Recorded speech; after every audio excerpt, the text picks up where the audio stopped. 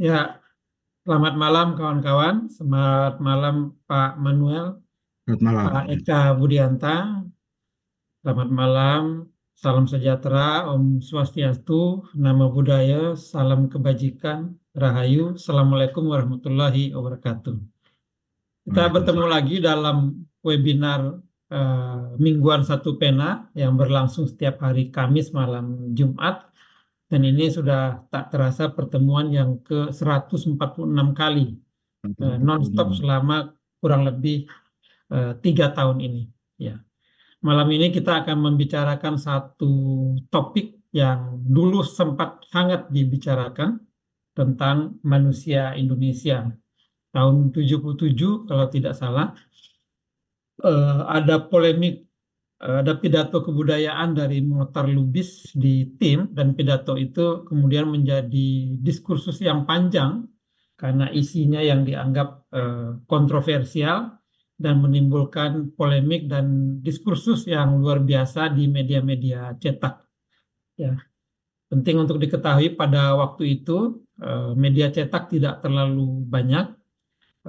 Mempunyai media cetak pada tahun 70-an, tahun 80-an atau tahun 90-an itu lebih sulit daripada mendirikan partai politik, karena di samping yang punya media cetak harus punya dana yang cukup, dia juga harus lolos seleksi dari Orde Baru.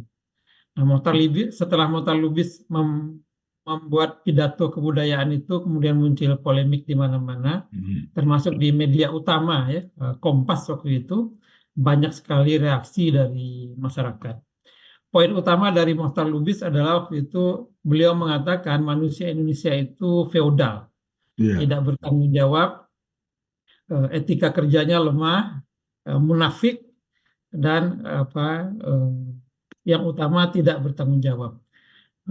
Banyak hal-hal negatif yang diungkap yang sebenarnya merupakan ciri khas manusia Indonesia itu kemudian diklarifikasi oleh Mohtar Lubis. Tentu saja banyak respon pada waktu itu, dan kita sekarang akan membicarakan persoalan itu, akan kita angkat kembali, kita melihat relevansinya pidato kebudayaan Mohtar Lubis pada waktu itu dengan apa yang terjadi sekarang, apakah terjadi banyak perubahan. Yang akan berbicara adalah Pak Manuel Kesepo. Kita semua sudah tahu beliau politisi, wartawan, pernah menjadi menteri dalam 2 presiden, ya, dari Presiden Gus Dur kemudian digantikan oleh Megawati. Tapi sebelum itu Pak Manuel, kita sudah membuatkan semacam video singkat yang ada kaitannya dengan tema ini. Malam ini saya akan didampingi oleh Mila Muzakkar ya. Ini generasi yang ketika polemik itu muncul, ini belum Belum lahir lahir. ini. Ya, silakan Bayu diputar videonya.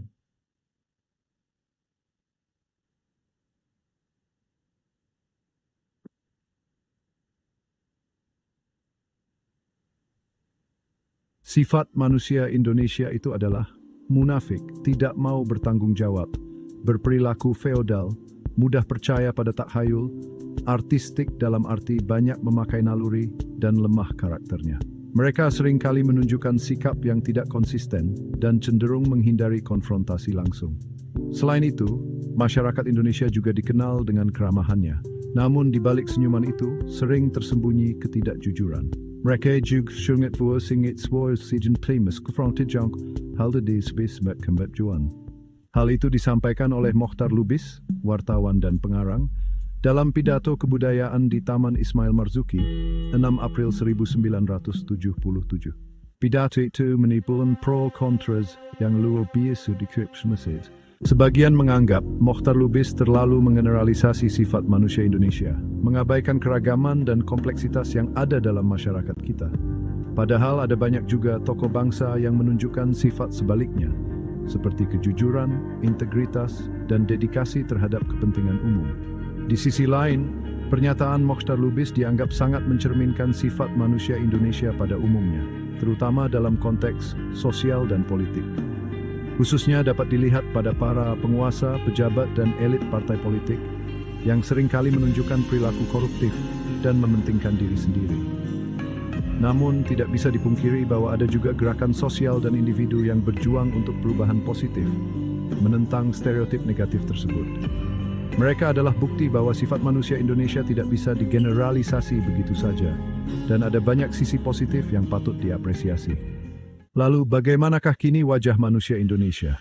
Apakah masih sama dengan wajah manusia Indonesia yang disampaikan oleh Mokhtar Lubis di tahun 1977? Atau ada hal-hal baru yang mewarnai karakter manusia Indonesia kini? Seiring berjalannya waktu, banyak perubahan yang terjadi di negeri ini. Teknologi, budaya, dan cara pandang telah berkembang pesat. Generasi muda membawa semangat baru dan inovatif. Namun apakah esensi dari karakter manusia Indonesia tetap terjaga? Ataukah kita telah berubah menjadi sesuatu yang berbeda? Mari kita telusuri lebih dalam. Masa kini kian bentuk identitas kita, anak gifted ini.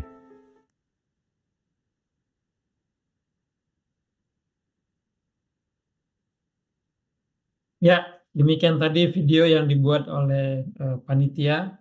Mila? Iya, Mas Elsa. Ya. Iya, jadi betul tadi kita berharap Bapak Manuel juga bisa menangkap nih bagaimana sih karakter anak muda masa kini ya, meskipun kan karena saat itu, tapi bagaimana dengan karakter manusia Indonesia termasuk anak-anak muda saat ini. Nah, semoga bisa terjelaskan juga dalam diskusi malam ini. Nah, hadirin sekalian, sebelumnya kita kenalan dulu sedikit, mengingat kembali siapa pembicara kita malam ini. Bapak Dr. Manuel Kaisipo, SIPMH. Beliau adalah salah satu anggota Dewan Penasehat Satu Pena. Saat ini Bapak sebagai penasehat senior kantor staf kepresidenan atau KSP. Beliau juga anggota Dewan Pakar Aliansi Kebangsaan. Seperti disebutkan Mbak Elsa tadi bahwa beliau pernah menjadi Menteri Negara Percepatan Pembangunan Kawasan Timur Indonesia tahun 2000 sampai 2004 masa pemerintahan Gus Dur.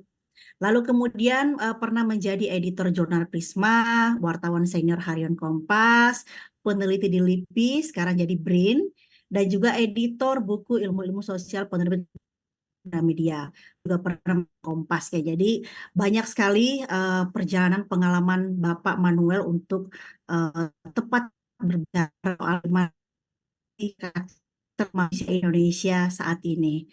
Karena itu Mas Elsa, kita langsung persilakan ya Mas kepada Bapak Manuel untuk berbicara terkait dengan topik malam ini. Silakan Bapak. Iya, sudah bisa mulai nih? Sudah, silakan Pak. Ya, Waktunya antara 15 sampai 35 menit kalau bisa. Ya. Baik. Terima kasih Mbak Mila dan Bung Elsa. Selamat malam, salam sehat buat kita semua, bapak-bapak, ibu-ibu, rekan-rekan dari Satu Pena. Seperti tadi juga sudah disampaikan Bung Elsa dan Mbak Mila ya, ini kan topik lama sebenarnya, hampir setengah abad yang lalu. Jadi, dan sudah sering didiskusikan gitu, sehingga saya kira mungkin tidak ada hal yang baru gitu. Apapun yang saya sampaikan juga malam ini mungkin ada pengulangan-pengulangan. Tapi saya berharap melalui diskusi kita nanti ada yang bisa kita kembangkan, barangkali ada hal-hal baru yang bisa kita explore bersama gitu. Nah, jadi kita tahu ya, tadi sudah disampaikan 47 tahun lalu lah. Tempatnya itu 6 April tahun 77, wartawan senior kita, sastrawan, budayawan terkenal Mokhtar Lubis itu menyampaikan pidato kebudayaan. Itu tradisi yang ada di tim waktu itu. Saya kurang tahu apakah masih ada sampai sekarang ini pidato kebudayaan setiap tahun itu di Taman Ismail Marzuki. Nah, pidato itu kemudian berapa tahun kemudian dibukukan dengan judul Manusia Indonesia, sebuah pertanggungjawaban gitu. Nah, seperti juga tadi sudah disampaikan Bung Elsa dan juga Mbak Mila ya, isi pidato itu kemudian menimbulkan perdebatan pro kontra yang cukup intens dalam masyarakat dan untuk cukup waktu yang lama gitu. Tidak saja di kalangan seniman budayawan dan masyarakat umum, tapi khususnya juga di kalangan para ilmuwan sosial, para sosiolog dan para antropolog gitu. Nah, tadi sudah disebutkan dan juga tadi kita lihat di film singkat tadi itu ya. Dalam pidato kebudayaan itu, Pak Mokhtar Lubis memberikan pendapatnya tentang 6 ciri karakter manusia Indonesia yang semuanya bisa kita sebut dalam tanda petik negatif. Pertama itu hipokrit atau munafik. Kedua, enggan bertanggung jawab atas perbuatannya gitu. 3, masih menganut feodalisme gitu. 4, percaya tahyul atau dengan kata lain masih masyarakat yang masih irasional gitu ya. Kemudian artistik, dan yang keenam itu watak yang lemah gitu. Kita tahu waktu pendapatnya Pak Mokhtar Lubis itu disampaikan, langsung besoknya itu mendapatkan reaksi yang luar biasa dalam masyarakat itu. Tadi juga sudah disebutkan. Hampir rata-rata reaksi itu menolak pada saat itu ya, tahun 70-an, tahun 77 itu. Bukan hanya menolak, banyak yang marah gitu, menganggap Pak Mokhtar Lubis ini dia merendahkan karakter bangsanya sendiri gitu. Dianggap apa ya, tokoh nasional yang tidak nasionalis gitu. Bahkan saya ingat waktu itu di media itu sempat muncul tuduhan bahwa Pak Mokhtar Lubis ini agen barat lah, agen Amerika gitu, kira-kira seperti itu. Jadi banyak sekali tuduhannya itu.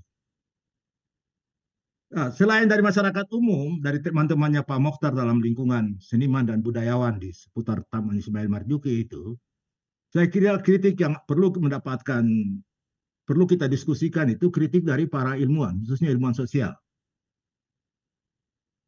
Ya, para ilmuwan ini, para sosiolog, para antropolog ini kan merasa mereka sudah biasa melakukan penelitian tentang sistem nilai, budaya masyarakat berbagai etnis Indonesia gitu. Karena itu mereka merasa berkompeten untuk memberikan penilaian sekaligus bantahan kepada apa yang disampaikan oleh Pak Mokhtar Lubis gitu. Dalam pandangan para ilmuwan sosial ini ya, para sosiolog, para antropolog itu, apa yang disampaikan atau 6 ciri karakter yang disampaikan Pak Mokhtar itu hanya generalisasi yang berlebihan gitu, atau stereotip yang bisa menyesatkan. Karena bagi mereka pandangan seperti itu tidak berdasarkan hasil penelitian yang valid gitu. Itu pandangan dari kalangan para ilmuwan, para sosiolog, para antropolog itu. Bahwa pandangan Pak Mokhtar Lubis ini hanya generalisasi aja, stereotip umum seperti biasa di dalam masyarakat gitu. Tetapi kita juga jangan lupa ketika Pak Mokhtar menyampaikan pandangannya itu, ada juga yang mendukung gitu. Saya ingat salah satu tokoh yang gigih mendukung pendapat Pak Mokhtar Lubis itu ya mantan bos saya, Pak Yaakob Utama gitu. Dia menyatakan, dan dia kemudian yang menulis kata pengantar untuk buku itu, Manusia Indonesia itu. Menurut dia, pandangan Pak Mokhtar ini tidak sepenuhnya salah juga. Karena Pak Mokhtar ini tipe seorang wartawan yang selalu punya komitmen gitu. Sehingga dia tidak sekedar melaporkan, ada observasi, tapi ada subjektivitas, tapi dia punya ada pertanggungjawaban yang bisa dibenarkan dari apa yang disampaikan oleh Pak Mokhtar Lubis. Itu kira-kira dari Pak Yaakob Utama gitu. Nah, saya kira memang perdebatan dengan topik semacam ini ya, itu tidak akan pernah berakhir. Itu akan terus sampai kapanpun akan berkembang tentu dengan sudut pandang masing-masing gitu. Dan tergantung juga dari dinamika dan perkembangan dalam masyarakat gitu. Tapi saya kira kalau malam ini Satu Pena kembali mengangkat topik ini sesuatu yang saya hargai, saya kira penting. Karena tadi diskusi ini itu harus terus kita lakukan sebagai bagian dari refleksi kita sebagai bangsa gitu, self reflection as a nation gitu. Apa sih sebenarnya kita ini? Saya kira itu pentingnya diskusi kita malam ini, karena itu saya menghargai apresiasi kepada prakarsa yang diambil oleh Satu Pena, khususnya Bung Elsa dan Mbak Mila untuk itu. Gini ya, kalau kita ingin membahas pemikiran seseorang tokoh, tentu apalagi tokoh yang terkemuka seperti Pak Mokhtar Lubis ini ya, tentu kita tidak bisa berlepas dari konteks zamannya gitu ya, konteks historis zaman di mana dia hidup gitu. tahun 77 itu adalah kira-kira satu dekade Orde Baru berkuasa gitu. Jadi pemahaman kita terhadap tokoh Mokhtar Lubis ini juga harus kita tempatkan dalam konteks politik waktu itu gitu. Nah, tentang Mokhtar Lubis saya kira kita semua sudah tahu, tadi sudah disebutkan sebagian. Dia lahir 7 Maret 22. Jadi dia ini bagian dari generasi 20-an, meninggal dalam usia 70 bulan Juli 2004. Kita tahu dia seorang jurnalis kawakan, sastrawan, budayawan, seniman juga. Pak Mokhtar itu seorang pelukis. Dia juga pemahat. Jadi orang yang serba bisa lah, Pak. Serba multidimensi ini Pak Mokhtar Lubis ini. Nah, sebagai jurnalis, sebagai wartawan, kita tahu dia pendiri dan sekaligus pemimpin redaksi dari Harian Indonesia Raya. Dan kita juga tahu sebagai wartawan, dia pernah dipenjara dalam dua rezim yang berbeda gitu ya. Rezim Soekarno tahun 58 dia dipenjara 7 tahun gitu. Karena tulisan-tulisannya dia ingin membongkar praktek korupsi waktu itu. Tahun 74 di era Soeharto, era Orde Baru, Pak Mokhtar kembali ditahan di penjara gitu. Karena laporan-laporan investigatifnya, kita ingat waktu itu terutama dia melalui Indonesia Raya, dia mencoba membongkar kasus-kasus korupsi besar khususnya yang terjadi di Pertamina. Nah, akibatnya selain di penjara, korannya juga Indonesia Raya itu dibredel gitu. Nah, setelah dia dibebas, Pak Mokhtar tidak lagi kembali ke dunia pers, dia tidak lagi pimpin punya koran, tapi dia tetap aktif dalam institusi-institusi pers internasional ya, dan juga di lembaga-lembaga kebudayaan. Kita tahu bahwa Pak Mokhtar kemudian terpilih menjadi presiden dari Pers Foundation of Asia. Dia juga anggota dari beberapa lembaga internasional, dan perjuangan dia di bidang kebebasan pers itu akhirnya mendapatkan pengakuan internasional. Dia mendapatkan penghargaan dari Ramon Magsaysay Award di Filipina gitu. Walaupun kemudian itu menimbulkan kontroversi, kita tahu bahwa beberapa waktu kemudian Pak Mokhtar Lubis itu mengembalikan award yang dia terima itu dari Ramon Magsaysay karena dia tidak sepakat dengan panitia Ramon Magsaysay ini, karena mereka memberikan penghargaan yang sama kepada Pramudia Anantatur gitu ya. Jadi karena dia berselisih pendapat dengan berselisih paradigma, berselisih ideologi dengan Pak Pram, dia menolak dan dia mengembalikan hadiah itu gitu. Kita tahu juga di sini saya catat ini ya, Pak Mokhtar Lubis pernah mendapatkan ini Golden Pen of Freedom Award dari Asosiasi Surat Kabar Sedunia. Jadi ini dia tokoh nasional tapi juga dikenal di kalangan internasional gitu. Nah, itu dari sisi jurnalistiknya. Dari sisi wartawan, sastrawan, dia juga kita tahu bahwa seorang penulis yang produktif dengan karya-karya sastra yang bermutu gitu ya. Yang beberapa diantaranya itu dapat hadiah gitu, dapat penghargaan. Jalan Tak Ada Ujung, Senja di Jakarta, Harimau-Harimau, Maut dan Cinta gitu. Nah, salah satunya itu misalnya Senja di Jakarta itu ya, kita ingat itu novel itu juga sifatnya itu punya warna kritik sosial yang kuat, karena itu ditulis tahun 563 tapi tidak diterbitkan, justru diterbit di luar negeri dalam bahasa asing gitu. Nanti sesudah berapa tahun baru kembali diterbitkan di Jakarta dalam bahasa Indonesia gitu. Jadi novel Senja di Jakarta ini kurang lebih seperti Boris Pasternaknya Dr. Zhivago. Ketika ditulis oleh Boris Pasternak, Dr. Zhivago itu kan tidak langsung terbit dalam bahasa Rusia, diselundupkan keluar Rusia, keluar Uni Soviet, diterjemahkan ke bahasa Inggris, bahasa Italia, bahasa Prancis dan seterusnya. Sekian lama ke bahasa Inggris, baru setelah mendapatkan penghargaan hadiah Nobel baru diterjemahkan ke edisi Rusia gitu. Jadi saya kira Senja di Jakarta ini mirip-mirip juga gitu. Nah, kita tahu juga ya, selain tadi dia sastrawan, dia wartawan senior, dia sastrawan, dia juga aktif dalam bidang-bidang sosial dan sebagai budayawan gitu.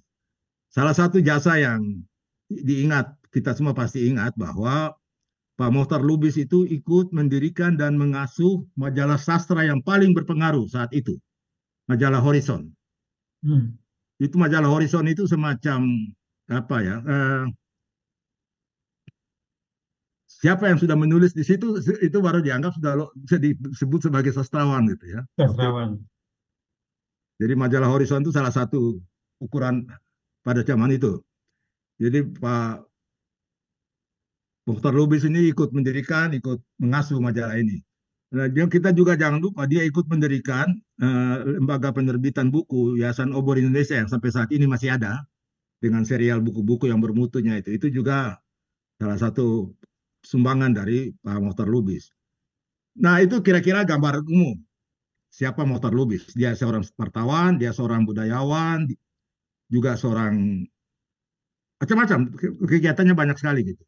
Saya kira sampai saat ini kalau kita ingin memahami siapa Mukhtar Lubis, mungkin buku yang paling lengkap menggambarkan, paling informatif, paling lengkap menggambarkan siapa itu Mukhtar Lubis itu adalah buku dari David Hill yang berasal dari disertasi dia di Murdoch University.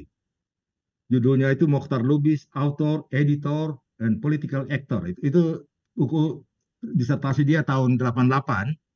Kemudian sudah diterbitkan ulang ya di dalam bentuk buku Journalism and Politics in Indonesia, A Critical Biography of Mukhtar Lubis tahun 88. Ini buku ini juga sudah diterjemahkan ke bahasa Indonesia oleh penerbit Obor. Judulnya itu Jurnalisme dan Politik di Indonesia, Biografi Kritis Mukhtar Lubis. Tentang David Hill ini saya kira kita semua, banyak di antara kita, karena kita kebanyakan wartawan dan penulis, pasti kenal lah David Hill ini ya. Dia menulis banyak tentang pers Indonesia. Dia dulu di Monash, sebelum ke Murdoch itu dia di Monash sama-sama dengan Prof. Herbert Faith, dan istrinya juga Mbak Krishna Zain, seorang warga negara, tadinya orang berasal dari India itu, menulis disertasi tentang perfilman di Indonesia. Jadi suami istri ini aktif membuat kajian-kajian tentang Indonesia gitu.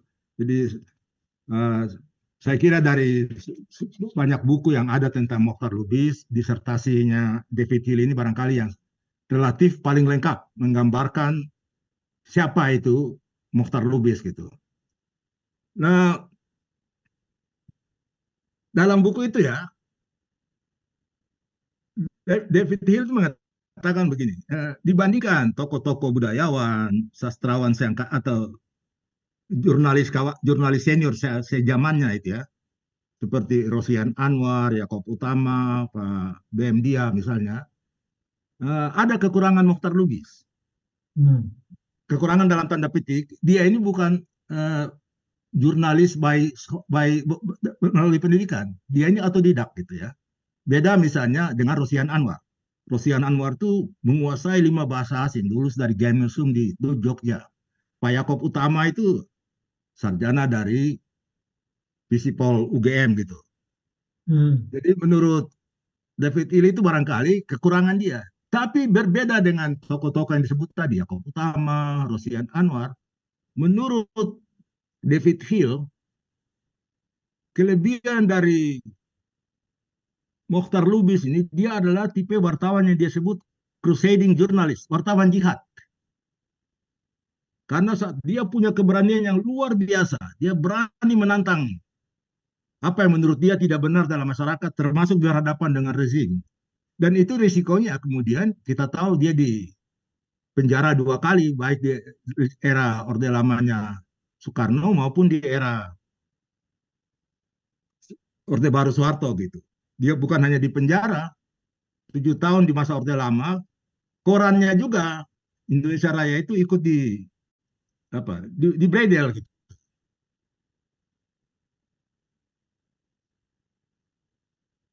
Saya sendiri pada zaman itu sempat bertemu dengan Pak Mokhtar ya, baik di Prisma maupun di Yayasan Obor, kerap kita beberapa kali diskusi gitu. Kalau Pak David Hill mengatakan Pak Mokhtar ini juga punya peran-peran sebagai political actor, saya kok tidak terlalu setuju gitu. Saya lihat bahwa Pak Mokhtar ini bukan seorang politisi gitu. Dia punya minat politik yang besar, tapi dia bukan politisi gitu. Dia sering dianggap dekat dengan PSI, Partai Sosialisnya Syahrir gitu. Tetapi kalau kita tanya Pak Mokhtar, dia selalu mengatakan saya bukan anggota dari PSI, banyak orang keliru gitu. Dan apa yang dikatakan Pak Mokhtar ini kemudian saya dapatkan di bukunya John Leke itu benar. Dia mengatakan sebagai intelektual zaman itu tahun awal kemerdekaan, Mokhtar Lubis dan siapapun waktu itu biasanya memang dekat dengan Syahrir gitu, dengan PSI. Tetapi dia bukan anggota PSI. Jadi dengan kata lain, dia bukan anggota partai. Nah, saya ingin melengkapi dari segi sudut pandang David Hill ini ya, pandangan dari Pak Yakob Utama gitu. Yakob Utama ini pernah menulis ketika Pak Mokhtar ulang tahun yang ke-70 itu ya. Dia bilang Pak, bedanya Pak Mokhtar Lubis dengan banyak wartawan lain, kebanyakan wartawan tuh berpikir menyajikan informasi, news. Sementara Mokhtar Lubis itu berkomitmen bahwa bukan hanya news yang harus kita sajikan, tapi ada sesuatu perjuangan di dalam news yang kita ini. Jadi news itu harus, kalau sastra bertendens, mungkin ini namanya pers bertendens gitu. Ada sesuatu yang harus diperjuangkan melalui publikasi-publikasi di media gitu. Tidak sekedar informasi, harus ada sesuatu yang diperjuangkan gitu. Kurang lebih seperti itu pandangan baik David Hill, Yakob maupun beberapa orang tentang siapa Pak Mokhtar Lubis. Jadi saya kira ini hanya sekedar saya ingin memberi gambaran siapa Mokhtar Lubis dan bagaimana dia eksis pada zamannya. Era awal Orde Baru sampai era Orde Lama sampai pada awal Orde Baru, pertengahan Orde Baru gitu. Jadi kalau kita harus simpulkan dari sini ya, Bung Elsa dan Mbak Mila ya, dan teman-teman semua gitu. Saya kira ditambah kesan saya pribadi tadi setelah tidak lama tapi pernah beberapa kali ngomong dengan Pak Mokhtar gitu ya. Saya melihat Pak Mokhtar ini lebih sosoknya yang kuat itu, yang tampil keluar itu dia seorang kritikus sosial. Dia seorang kritikus yang luar biasa. Dia kritis terhadap semua hal gitu. Apa saja yang menurut dia tidak benar, itu pasti dia kritik. Dan itu sebabnya kadang-kadang itu kritik dia itu berbalik menghantam dia gitu. Misalnya teman-teman masih ingat, pada awal Orde Baru itu dia mengkritik penerbitan-penerbitan yang menurut dia cenderung pornografi gitu. Dia malah meminta pemerintah supaya menutup pers seperti itu gitu. Dan orang kemudian bilang, loh, Pak Mokhtar memperjuangkan kebebasan pers, koran Pak Mokhtar sendiri ditutup, kenapa sekarang Pak Mokhtar suruh menutup itu penerbitan seperti itu? Tapi itu saya kira itu karena karakter dia itu karakter seorang kritikus sosial gitu ya. Nah, dengan latar belakang ini saya kira dari situ kita bisa mulai memahami mengapa ketika tahun 77 ketika dia tidak lagi memimpin koran tapi dia lebih aktif di banyak bidang-bidang yang lain, dia sampai pada pendapat yang tadi yang menghebohkan itu. Ketika dia pidato kebudayaan di tim dan dia tahun 77 itu dan dia menyampaikan 6 ciri karakter manusia Indonesia yang menghebohkan itu ya. Nah, saya kira pendapat yang dia sampaikan saat itu dalam posisi dia tadi sebagai seorang kritikus sosial yang concern dengan realitas masyarakatnya berdasarkan pengamatannya sendiri, yang tentu saja pasti subjektif ya, dengan sendirinya pasti mengandung generalisasi atau stereotip yang belum tentu bisa diterima oleh semua pihak itu. Tapi saya kira yang terpenting di sini yang harus kita pahami bahwa Mokhtar Lubis ini dia jujur mengemukakan pendapatnya. Dia mengumumkan pengamatannya dan juga perasaannya dia gitu. Dia jujur karena justru menurut saya kecintaan dia kepada masyarakatnya sendiri, kepada bangsanya sendiri gitu. Jadi saya kira bukan seperti yang dituduhkan bahwa dia anti nasional terpengaruh oleh pandangan barat dan sebagainya gitu. Bahwa dia kecewa melihat kekecewaan perjalanan dirinya dia sendiri dan peran-peran sosialnya dia pada konteks zaman itu, ya itu pasti. Tapi saya kira kekecewaan dia itu bukan semata-mata kekecewaan pribadi ya. Melainkan juga itu ada kekecewaan karena kita tahu Pak Mokhtar ini kan bagian dari generasi muda yang ikut berjuang pada zaman revolusi kemerdekaan. Tentu sebagai generasi muda mereka punya begitu banyak cita-cita, begitu banyak harapan-harapan gitu. Ternyata setelah kemerdekaan, apa yang mereka cita-citakan, apa yang mereka harapkan itu tidak terwujud gitu ya. Dia jadi kecewa gitu. apa yang dia lihat itu elit baru, penguasa baru setelah kemerdekaan itu ternyata tidak berbeda jauh dengan pendahulunya itu, para apa kolonial zaman dulu. Ada punya karakter otoriter, perilaku feodal, pola hidup mewah yang justru diperoleh melalui hasil korupsi gitu. Nah, itulah yang dia kritik tahun-tahun 50-an itu, tahun 60-an yang mengakibatkan dia di penjara gitu. Jadi dalam konteks ini saya kira kalau dia selalu bersuara keras, dia kritis, Mokhtar Lubis harus kita pahami sebagai itu tadi seorang idealis yang jujur gitu ya. Ya. Tapi kalau teman-teman yang sempat dekat dan bercakap-cakap dengan dari hati ke hati dengan Pak Mokhtar Lubis, kita akan lihat dia idealis jujur, tapi juga dia idealis yang dalam tanda petik naif dalam soal politik. Dia berjalan lurus dengan dia punya dengan keyakinan-keyakinan dia sendiri, dan dia seolah-olah mengabaikan bahwa panggung politik, dunia politik juga punya logika dan idiom-idiomnya sendiri gitu. Manuver kontra manuver politik, dia tabrak saja gitu loh. Jadi itulah saya bilang dia jujur, idealis, tapi naif soal politik gitu. Saya kira itu tadi karena dia bukan politisi gitu ya. Nah, sampai ke tahap ini, saya kira itulah yang membedakan kalau kita bandingkan Pak Mokhtar Lubis dibandingkan dengan para peneliti sosial, para ilmuwan yang juga membuat statement-statement yang kurang lebih sama gitu, berdasarkan penelitian mereka tentang masyarakat dan terutama masyarakat di lapisan bawah. Gitu. Jadi ada beda kalau kita lihat para ilmuwan, para sosiolog dan antropolog itu melakukan penelitian dan kemudian membuat deskripsi dan kesimpulan tentang masyarakat Indonesia, termasuk karakter dan sikap mental itu lebih pada masyarakat lapisan bawah. Sementara Pak Mokhtar Lubis, penggambaran dia, pandangan dia yang dia sebut dalam 6 ciri, sebenarnya lebih dia alamatkan kepada lapis atas, lapis elit dari masyarakat kita gitu. Bukan masyarakat kebanyakan gitu.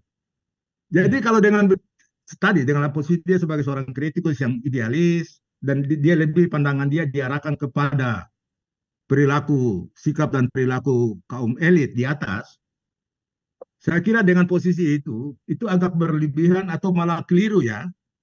Kalau pendapat yang dia kemukakan itu mau dikritik dari sudut pandang akademis misalnya. Dari sudut pandang keilmuan yang memang selalu menuntut ada pertanggungjawaban konseptual, pertanggungjawaban teoritis, pertanggungjawaban metodologis, validasi data dan sebagainya itu. Saya kira keliru kalau konfesi seperti itu mau dipaksakan kepada seorang Mokhtar Lubis. Memang kita tahu ya, tanpa melalui proses penelitian atau validasi ilmiah seperti itu, kita dengan mudah akan menyatakan pendapat Pak Mokhtar itu sebagai generalisasi yang berlebihan. Tadi juga sudah disampaikan di awal pembicaraan oleh Bung Elsa tadi ya. Bisa itu generalisasi yang berlebihan atau stereotip yang bahkan bisa menyesatkan gitu. Kita tahu dalam masyarakat kita ini stereotip itu kuat gitulah. Satu kelompok masyarakat bisa mengatakan etnis yang lain begini, sebaliknya mereka mengatakan yang lain begitu. Jadi itu stereotip gitu. Dan itu stereotip itu sesuatu yang dalam tanda petik haram dalam dunia ilmu penelitian. Karena itu hanya penilaian berdasarkan asumsi-asumsi saja dan bisa menyesatkan gitu.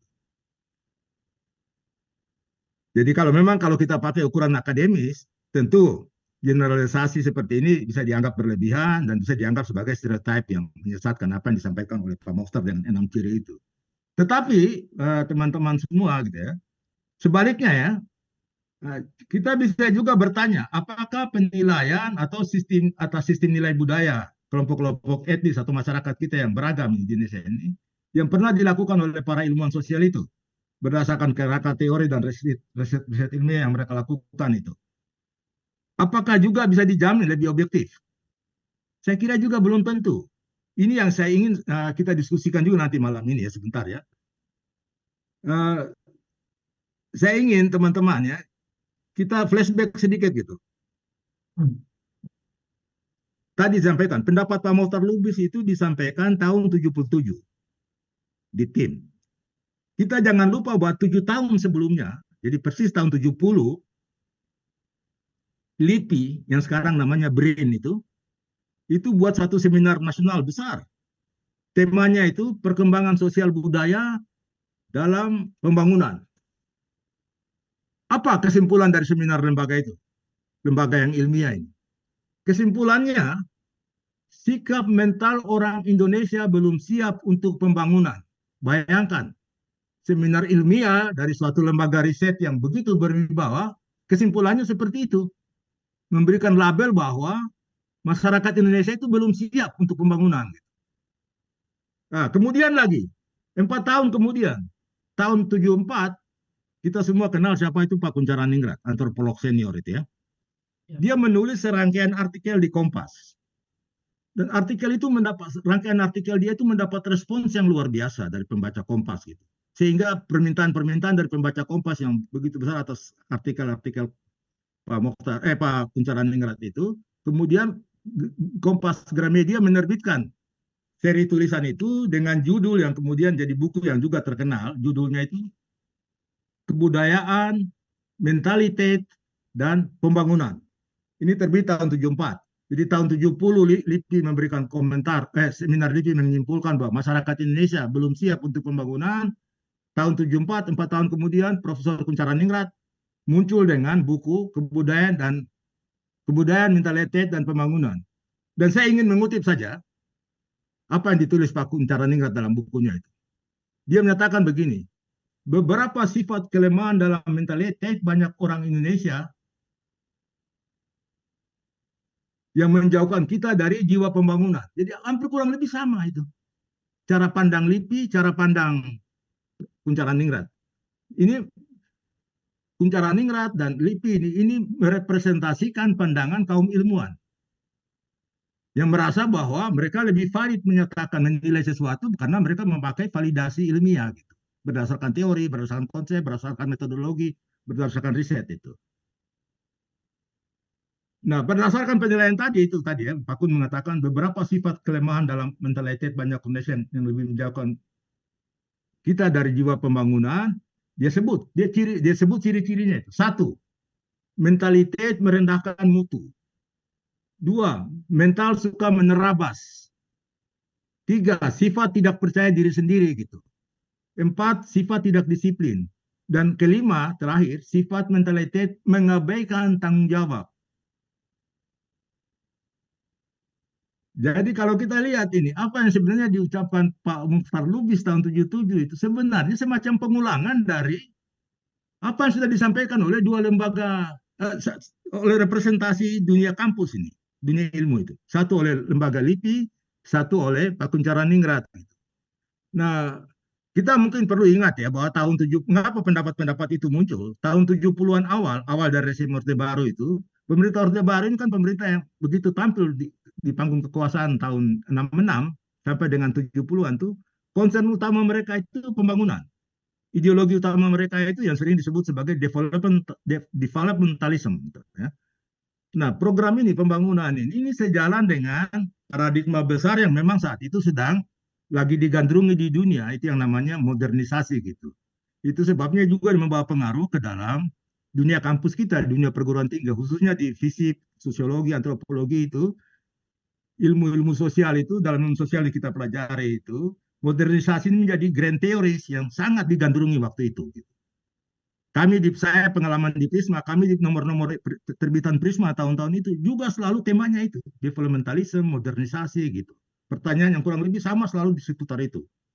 Kita selalu referensinya itu kalau nggak Myron Weiner, Rostow di ekonomi, Huntington di ilmu politik, Talcott Parsons di sosiologi gitu. Jadi dari kalangan ilmuwan ini, di kalangan pejabat sama, pejabat, teknokrat selalu bicara pembangunan. Temanya di mana-mana itu awal tahun-tahun 70-an awal itu pembangunan, modernisasi. Dan pertanyaan yang selalu mereka lontarkan itu, apakah masyarakat kita sudah siap untuk masuk ke modernisasi gitu. Dan jawaban mereka, khususnya para ilmuwan ini, belum. Seperti tadi yang direpresentasikan oleh pandangan LIPI dan pandangan Pak Kuncharaningrat. Jadi jauh sebelum Mukhtar Lubis, sebenarnya representasi dunia kampus, dunia universitas sudah mengatakan itu, bahwa masyarakat kita itu mentalnya punya banyak kelemahan gitu, dan belum siap untuk modernisasi, belum siap untuk pembangunan gitu. Itulah kira-kira gambaran awal tahun-tahun itu ya, awal tahun 70-an. Sekarang, saya kira pertanyaan penting yang harus kita kemukakan ya, kalau memang para ilmuwan yang tadi direpresentasikan oleh lembaga semacam IPI dan seorang antropolog senior seperti Pak Kuncharaningrat itu, apakah secara epistemologis pendapat para ilmuwan sosial ini yang katanya evidence based, berbasis data, riset ilmiah tentang karakter sikap mental orang masyarakat Indonesia, kebanyakan itu masyarakat lapisan bawah, itu bisa nggak kita jamin bahwa itu lebih valid dibandingkan pernyataan Pak Mohtar Lubis yang dikatakan, nah itu kan cuma generalisasi seorang wartawan. Gitu. Bisa nggak kita buat perbandingan siapa lebih valid gitu? Pandangan para ilmuwan yang mengatakan mereka evidence based berdasarkan data, riset, metodologi lebih valid, sementara Pak Mohtar itu hanya generalisasi stereotip yang menyesatkan. Saya khawatir sebaliknya gitu. Riset para ilmuwan sosial yang biasanya dilakukan terhadap masyarakat tradisional yang hidup di pedesaan, hidup di lapisan bawah itu, justru mengandung bias-bias tertentu yang bisa menyesatkan gitu. Karena kesimpulan mereka itu selalu mirip. Lihat, kesimpulan LIPI tahun 70, kesimpulan Prof. Kuncharaningrat tahun 74, sama. Rakyat belum siap menerima modernisasi. Mereka masih tersinggung oleh sikap perilaku tradisional, masih irasional, masih mental terabas, tidak percaya diri dan sebagainya gitu. Dan akibatnya itu kesimpulan mereka itu sebabnya masyarakat kita tetap miskin. Dan karena mereka miskin karena bodoh, atau sebaliknya diputar lagi. Dia bodoh karena miskin gitu. Jadi pendapat ini terus berulang-ulang itu, miskin karena bodoh, bodoh karena miskin itu. Saya kira ini kesimpulan yang ironis gitu ya. Katanya berbasis ilmiah. Tapi kalau kita periksa basis epistemologinya, ternyata pandangan-pandangan para ilmuwan ini juga mengandung cacat karena dia juga mengandung bias-bias tertentu gitu ya. Karena itu tidak sepenuhnya valid gitu. Kita tadi saya sudah singgung sekilas tadi ya. Tahun 70-an awal itu paradigma yang dominan dalam ilmu sosial kita yang diajarkan di kampus-kampus kita itu adalah paradigma yang sangat dipengaruhi oleh ilmu-ilmu sosial barat. Karena itu tidak bisa tidak dia mengandung juga bias-bias tertentu. Dalam hal ini yang sering sekarang sudah menjadi objek diskusi di kalangan para ilmuwan sendiri yang lebih baru generasi tahun 80-an bahwa ilmu sosial tahun 70-an itu bias orientalism seperti yang ditunjukkan oleh Edward Said. Bapak Ibu kalau ingat studinya Edward Said tentang orientalism itu, dia menunjukkan bagaimana inferioritas pengetahuan barat itu datang dengan suatu perasaan superior yang lebih, menghimpun penduduk pribumi terjajah ini, masyarakat sederhana ini, mereka dihimpun, diklasifikasi, kemudian mereka menyampaikan representasi, inilah masyarakat terkebelakang dalam tanda petik di Asia gitu. Ini yang menurut Edward Said itu menggambarkan semacam bentuk legitimasi superioritas kebudayaan Barat, kolonialisme itu atas inferioritas kebudayaan Timur, termasuk kita Indonesia ini. Apa yang dia sebut sebagai hegemoni kultural. Saya kira para ilmuwan kita tahun 70-an pun masuk dalam ini gitu, terperangkap dalam bias ini gitu.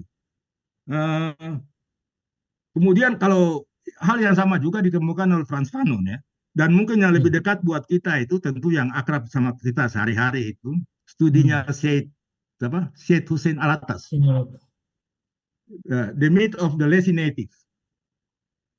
Itu kurang lebih sama itu dengan LIPI, dengan Pak Kuncharaningrat itu. Bukan sama, dia membantah pandangan-pandangan para ilmuwan yang tadi mengandung bias barat ini, bias orientalism, bias kolonialisme, bias eropasentrisme itu. Studi itu bukunya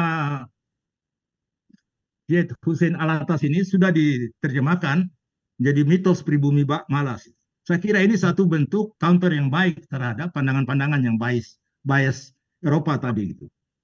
Kemudian setelah eranya Syed Hussein Alatas, ada lagi mungkin anak-anaknya, namanya itu Syed Farid Alatas. Syed Farid Alatas ini dia melanjutkan kajian bapaknya itu, dia membuat satu buku yang judulnya itu Alternative Discourse in Asian Social Sciences, Response to the European Centrism. Kurang lebih sama. Jadi dia mengkritik itu, pandangan para ilmuwan yang tadi dengan gagah perkasa mengatakan bahwa masyarakat kita memang belum siap untuk pembangunan dengan segala karakter ciri-ciri yang negatif itu. Yang mereka dengan begitu yakin mengatakan itu hasil penelitian. Ketika Pak Mokhtar Lubis mengatakan itu beberapa tahun kemudian, mereka bantah gitu kan. Lalu mencapnya sebagai generalisasi yang berlebihan. Saya kira ini saya sengaja mengkontraskan ini, supaya kita lihat bahwa pandangan ini masih harus kita debat terus gitu. Ya. Kita harus debat terus gitu. Apa pandangannya seorang yang datang dengan common sense seperti Mokhtar Lubis, jujur, mengatakan apa adanya berdasarkan observasi dan pengamatan dia, dan kajian-kajian yang katanya hasil riset ini tentang objek yang sama gitu. Masing-masing punya kelebihan dan punya kelemahan dan kelebihan masing-masing gitu. Saya kira Bung Elsa dan Mbak Mila ya, barangkali untuk memancing diskusi ini dulu ya. Saya takut udah kelamaan ini. Ya. Saya belum masuk apa kira-kira sekarang karena saya belum punya gambaran untuk generasi yang sekarang ini. Saya malah berharap dengar dari forum ini gitu. Teman-teman bisa memperkaya kira-kira sudah seberapa jauh kita itu berubah. Saya kira seperti itu dulu pengantar dari saya. Nanti bisa kita diskusikan. Terima kasih Bung Elsa. Baik, Pak Manuel, terima kasih banyak. Tadi sudah memaparkan secara panjang lebar tentang profil dari Pak Mokhtar Lubis sendiri. Beliau wartawan legendaris, seorang budayawan yang mungkin sama pengaruh dan besarnya dengan Pak Yaakob, Pak B.M. Dia, cuma mungkin Pak Mokhtar ini seorang yang tidak kenal kompromi ya dalam perjuangannya memperjuangkan kebebasan pers sehingga harus masuk penjara 2 kali dan korannya Indonesia Raya kemudian dipredel untuk selama-lamanya. Itu yang mungkin yang membedakan Pak Mokhtar Lubis dengan Pak Yaakob sama, tapi Pak Yaakob agak lentur ketika sudah harus berhadapan dengan tembok. Beliau tahu kapan harus mulai licin-licin sedikit gitu sehingga itu jurnalisme dari kepiting kompas namanya. itu. Ya bagaimanapun harus supaya kompasnya bertahan. Nah, tadi juga menarik saya sampaikan bahwa pada dasarnya Pak Mokhtar Lubis ini seorang kritikus ya. Jadi pemikiran-pemikirannya sebenarnya hampir sama dengan pemikiran orang yang ada di LIPI, dengan pemikiran orang di kampus seperti Pak Kuncoro Ningrat. Tapi mungkin bahasanya bahasa jurnalistik agak lebih populer sedikit sehingga kemudian gaungnya lebih terasa ketimbang bahasa akademis yang disampaikan oleh kawan-kawan di LIPI ataupun di Pak Kuncoro Ningrat ketika beliau menjadi dosen di kampus ini. Teman-teman sekalian, kita akan sampai pada dialog dan diskusi. Di kolom chat tadi saya sudah ada yang raise hand, ada John Minofri dan Ahkam Jayadi.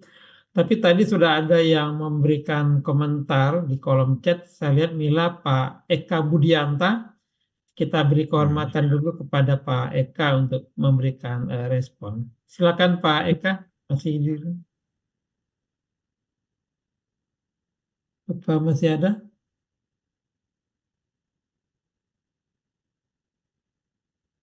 Oh, rupanya mental ya. Masih ada. Ada Mas, ada Mas. Oke. Masih Ada ada. ya, oke. Terima Silakan kasih. Pak Eka. Ya. Ya, oke. Saya tidak mungkin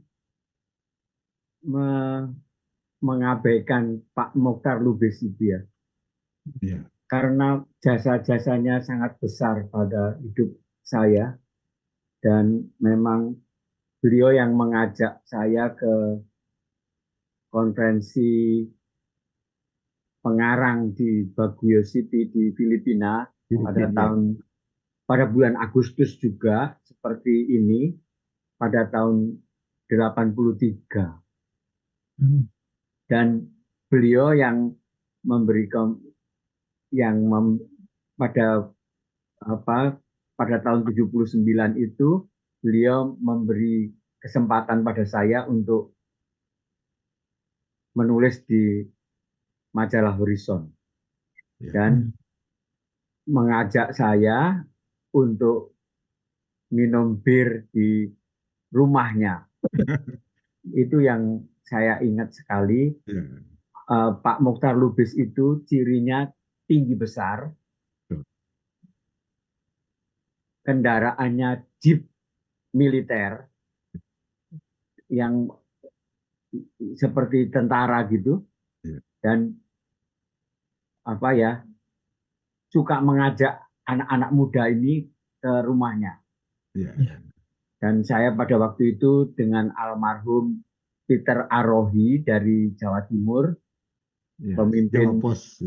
ya, pemimpin apa ya, pemimpin suara nus atau satu surat kabar anaknya Sinar Harapan, Ya. Ya. dan itu yang sangat menonjol. Dan pada waktu mengajak saya itu, saya masih ingat itu, sederhana sekali. Pak Mokhtar Lubis itu memberikan ketenangan batin yang luar biasa. Pada waktu saya ingat, pada waktu saya berdiri di belakang beliau di teater apa, di teater itu dulu namanya Geraha Bakti Budaya di Taman Ismail Marzuki itu, dan saya merasa sangat pede, percaya diri begitu. Dan itu yang menunjukkan bahwa bagaimanapun Pak Mokhtar itu memberikan kepercayaan kepada anak-anak muda yang tidak pernah saya rasakan dari figur-figur yang lain. Itu yang saya ingin memberi catatan. Pak Manuel Casiopo betul bahwa sudah lengkap itu perjalanannya beliau, perjalanan yang luar biasa yang sebetulnya disebutkan bukan politisi dan sangat memperhatikan masyarakat, itu Pak Mokhtar Lubis. Terima kasih atas kesempatan ini. Terima kasih untuk Pak Mokhtar Lubis yang telah memberikan saya kesempatan untuk berbicara. Dan tadi malam itu saya ingat ada satu lelucon yang diberikan oleh Hana Rambe. Hana Rambe itu pada satu hari dikirim ke Manila. Mokhtar Lubis itu hanya mengambil salah satu kartu namanya, terus ditulis hubungi Frankie Sionel Jose. Dan itu sama seperti yang diberikan kepada saya. Frankie ini kemudian memberikan penginapan kepada Hana Rambe itu di rumahnya. Frankie itu adalah pemimpin redaksi Solidarity. Kalau Mokhtar Lubis pemimpin redaksi Horizon di Indonesia, Frankie Sionel Jose itu ada di Manila dan membuat majalah yang serupa dalam bahasa Inggris, namanya Solidarity. Itu yang saya ingat, dan Pak Mokhtar meyakinkan bahwa semua makalah kita, makalah orang-orang Indonesia masuk dalam Solidarity. Dan itu jasa Pak Mokhtar yang sangat besar, saya kira. Terima kasih Pak Mokhtar, terima kasih Frankie Sionel Jose, terima kasih Asia Foundation yang dipimpin. Terima kasih. Terima Baik, kasih Pak Eka. Oke. Terima kasih banyak, Pak Eka, yang selalu tampil dengan pakaian sederhana ya, khas kita tahun 70. Iya, Pak Mokhtar itu sangat sederhana. Selalu Terima pakai kasih sarung Pak dia. Manuel Kaisepo. Terima kasih Baik, mengingatkan itu. terima Bapak kasih. memberikan gambaran yang sangat lengkap. Terima kasih. Ya. Terima kasih. Silakan Terima Mas Ahkam yang dari tadi resen. Silakan Mas Ahkam Jayadi. Tolong, ya, oke. Ya baik, Mas Elsa, suara saya kedengaran ya? Ya, Kedengaran, lumayan ya. jelas. Ya baik, terima kasih. Pak Manuel luar biasa, terima kasih pencerahannya. Uraian yang bagi saya seakan-akan menghadirkan Pak Mokhtar Lubis di tengah-tengah kita malam ini. Nah, seperti juga apa yang sudah diuraikan Pak Manuel tadi, saya juga sekira sependapat bahwa sebenarnya kritik Pak Mokhtar terhadap bangsa ini bukan satu-satunya. Apa tadi yang diuraikan Pak Kunchara Ningrat juga seperti itu, Daniel Leslev juga begitu. Sebelumnya juga banyak catatan-catatan kritis Pak Wapres di zamannya Pak Muhammad Hatta juga ada. Ya, Jauh ya. sebelumnya lagi Senong Kugronya itu dengan teori resepsio, kontrarionya segala macam itu menunjukkan. Dan saya ingin lompat dulu bahwa sekarang bukan sesuai, malah lebih fatal sekarang Pak Manuel. Iya, Pak. Kultur bangsa kita lebih parah lagi. Kenapa? Karena di era maju sekarang dengan 79 tahun kemerdekaan. Terakhir saya menulis di Kompasiana tadi disinggung memperingati 79 tahun. Satu big question yang dalam tulisan saya itu mengatakan apa yang sekarang kita banggakan sebagai bangsa Indonesia. Rasanya nggak ada. Jangankan bandingkan dengan negara maju, dengan negara-negara ASEAN saja kita banyak ketinggalan. Kenapa bisa terjadi? Karena kultur bangsa kita itu tadi yang tidak mendukung itu. Yang saya istilahkan dalam banyak kesempatan, negara kita sekarang yang paling parah, mana sudah masuk ke kultur bangsa suka-suka, negara suka-suka ya. Pejabat-pejabat publik kita sekarang suka-sukanya itu. Dia maunya apa dan segala macam.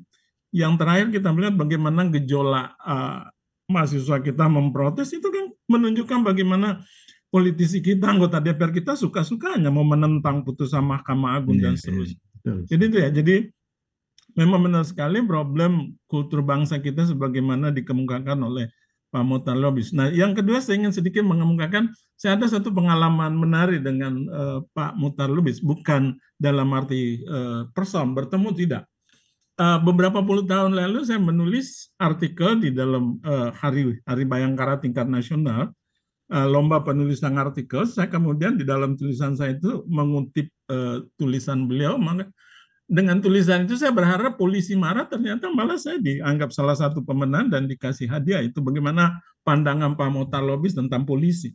Yang digambarkan kan gini, polisi itu mitra masyarakat, pelindung masyarakat, penjaga keamanan. Tapi dalam tulisan yang saya kutip itu, Anda bisa melihat bagaimana pandangan masyarakat tentang polisi ketika Anda keluar tengah malam.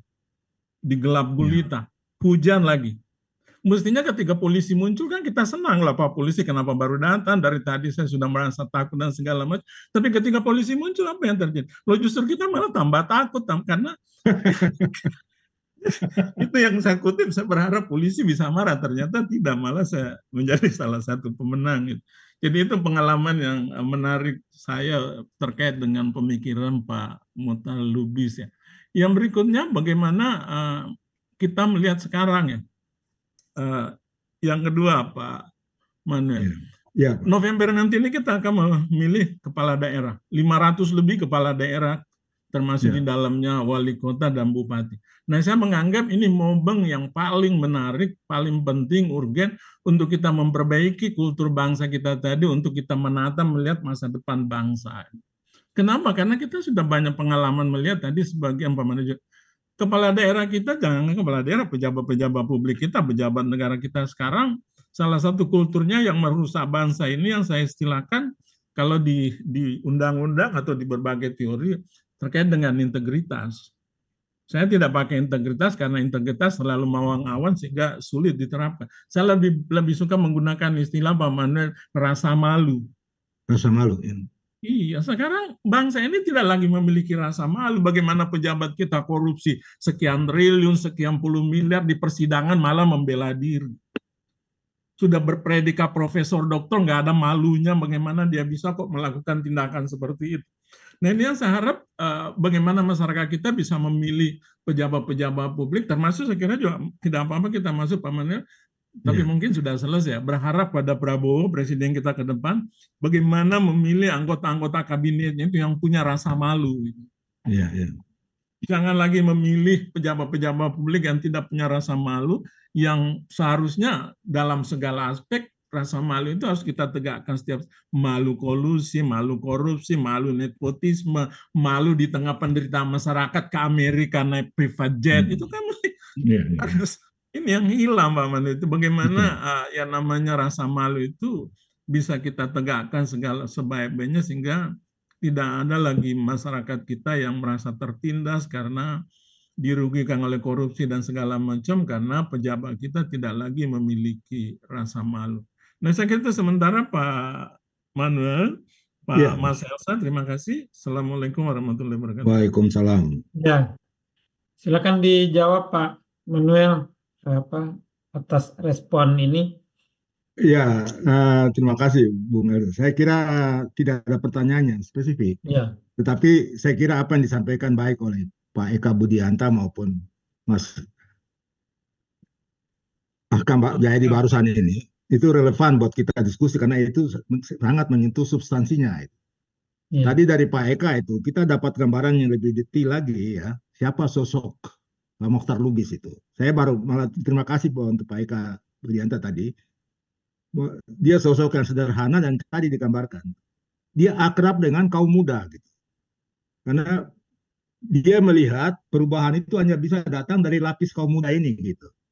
Jadi siapapun yang kenal dengan Pak Mokhtar Lubis pasti ingat benar tahun-tahun 70-an itu dia sering mengajak mereka ke rumahnya itu di Jalan Bonang di itu proklamasi. diskusi proklamasi itu bukan hanya dan dikasih buku. Kalau datang diskusi dengan dia kita pulang pasti ada oleh buku dari ini dan nanti kalau ketemu lagi dia tanya gitu. Anda sudah baca belum itu? Jadi saya kira salah satu sifat dari positif dari Pak Mokhtar dia selalu ingin mendorong generasi muda gitu. Itu terjadi ketika saya kira dia mimpin di Horizon gitu, dia memberikan peluang kepada banyak sastrawan-sastrawan muda dari daerah juga untuk berkiprah di sana gitu. Walaupun saya tahu juga ada yang tidak sepakat, ada yang merasa bahwa berbeda pendapat dengan beliau, dan saya kira itu wajar. Waktu dia di Yayasan Obor juga tahun-tahun awal itu ya, ketika Obor mulai itu, dia punya pendirian yang saya kira kuat waktu itu mendorong supaya ada seri terjemahan karya-karya sastra tidak saja dari Eropa tapi dari negara-negara Asia sendiri gitu dan Afrika. Dan salah satu yang misalnya contoh itu beberapa nyanyian dari Afrika itu, buku kecil itu yang diterbitkan oleh Obor itu yang mendorong buku-buku seperti itu Pak Mokhtar. Dia ingin kita punya referensi pembanding dengan masyarakat yang kurang lebih sama, masyarakat yang dulu mengalami penjajahan dan bersentuhan dengan Barat, kemudian setelah merdeka ternyata kita tidak keluar menjadi diri sendiri, malah kita warisi lagi sifat-sifat negatif dari pendahulu penjajah kita gitu. Jadi semacam ya ini tadi saya singgung itu apa yang disebut oleh Frantz Fanon itu ya.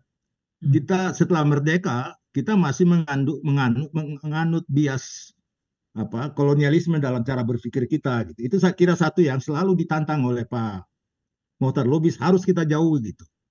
Dan untuk itu saya berterima kasih kepada Pak Eka Budianta juga. Tadi sudah dijelaskan ya, jaringan internasional beliau ini sangat kuat. Ke Filipina tadi dengan Frankie Lionel Jose itu dari majalah Solidarity yang kurang lebih sama seperti Horizon di Jakarta gitu. Dia ingin ada kerjasama gitu. Jadi dari segi itu kita dapat satu sisi Pak Mokhtar bahwa orang yang sederhana, jujur, bukan politisi, tetapi dia ingin mendorong kaum muda gitu. Kemudian dari Mas Akam tadi ya, saya kira juga memberi satu, saya ingin garis bawahi tadi itu. Pak Mokhtar Lubis ini sasaran kritik dia, sekarang kita lihat relevan dengan apa yang tadi digambarkan barusan itu. Apa yang dia sebut 6 ciri karakter itu tadi sudah saya sebutkan. Berbeda dengan kaum ilmuwan yang jadi objek mereka itu masyarakat di lapisan bawah. 6 ciri karakter itu sebenarnya oleh Pak Mokhtar diarahkan ke lapis elit. Ya. Bukan dia bilang masyarakat di bawah, yang dia sasaran dari pikiran dia itu adalah elit, di mana dia bergumul dengan situasi-situasi yang dihadapi secara konkret sejak dia masih seorang pemuda yang ikut pada masa revolusi, kemudian di awal Orde Baru tampil dalam kapasitas penuh sebagai seorang budayawan, seorang sastrawan, dia melihat itu persoalan terbesar ada pada lapis elit kita, kepemimpinan kita itu. Nah itu saya kira yang tadi barusan digambarkan ya. Nah, dan itu juga sekarang dibenarkan gitu. Ketika kita bicara tadi, itu sudah disinggung oleh Mas Akam Jayadi tadi ya. Kita bicara demokrasi kita menunjukkan tanda-tanda kemerosotan dari apa kalau istilahnya Thomas Power dan Eva Warburton tuh from stagnation to regression. Kita lihat bahwa sebenarnya persoalannya itu ada pada lapis elit kita gitu. Dulu ketika Herbert Fate menulis buku itu The Decline of Indonesian Constitutional Democracy, dia bilang begini, dia dulu percaya bahwa Indonesia yang baru merdeka itu lapisan elitnya itu luar biasa karena mereka berpendidikan barat, orientasinya modern gitu. Mereka bereksperimen dengan demokrasi barat yang namanya demokrasi liberal. Ternyata demokrasi itu gagal gitu. Dia tanya kenapa gagal gitu. Lalu dijawab oleh Profesor Hari Benda, pertanyaan Anda keliru. Bukan gagal, memang karena elitnya itu pada dasarnya masih mewarisi feodalisme gitu. Mereka masih belum keluar dari bingkai patrimonialisme feodal gitu. Dan dari dulu sampai sekarang persoalan demokrasi itu bukan pada masyarakat di bawah gitu ya. Persoalan elit ini. Jadi saya kira pikirannya Pak Mokhtar Lubis dalam konteks yang barusan disampaikan itu relevan gitu. Problem demokrasi kita mengalami kemunduran itu pada lapis elit yang tadi masih belum keluar dari patrimonialisme dan juga feodalisme yang mereka pelihara yang terus diperbaharui gitu. Dan ini bukan tema baru. Kita ingat Tan Malaka dulu, filsuf kita yang pertama, kritik dia itu masyarakat Indonesia ini belum lepas dari feodalisme, irasionalisme gitu. Tahun 30-an ketika terjadi polemik budaya yang terkenal itu antara Sultan Takdir Ali Syahbana versus Sanusi Pane dan lain-lain, topiknya kan kurang lebih sama itu. Kemana orientasi kita gitu. Kita masih banyak dianggap, dan itu tadi lebih pada persoalan kaum elit gitu. Saya kira untuk sementara itu dulu ya, karena ini bukan pertanyaan spesifik, ini lebih komentar aja ya Bung Elsa ya. Iya. Terima kasih. Ya, baik, terima kasih Pak Manuel. Andai kata Pak Mokhtar Lubis menyampaikan pidato itu sekarang, Ya. mungkin tidak akan geger ya, karena memang faktanya seperti itu. Bahwa kita feodal, tidak bertanggung jawab, etika kerjanya lemah, dan lain sebagainya. Ya. Baik, kita sampai pada John Minofri dari tadi ingin bicara. Silakan John Minofri. Ya. Oh iya, terima kasih Elza, terima kasih Mila juga, terima kasih Pak Manuel. Saya sudah mendengarkan tadi dengan seksama uraian yang menarik ya, holistik. Sebab saya mengikuti buku ini sejak dulu ya, dan baca berkali-kali dan dibicarakan berkali-kali seperti tadi Pak Manuel mengatakan. Yang menarik bagi saya adalah tadi Pak Manuel sudah mengatakan bahwa ini walaupun Mokhtar Lubis itu subjektif ya, tetapi hasil subjektivitas dia, pengamatan dia relevan ya dengan apa yang dilakukan oleh LIPI, sekarang BRAIN gitu.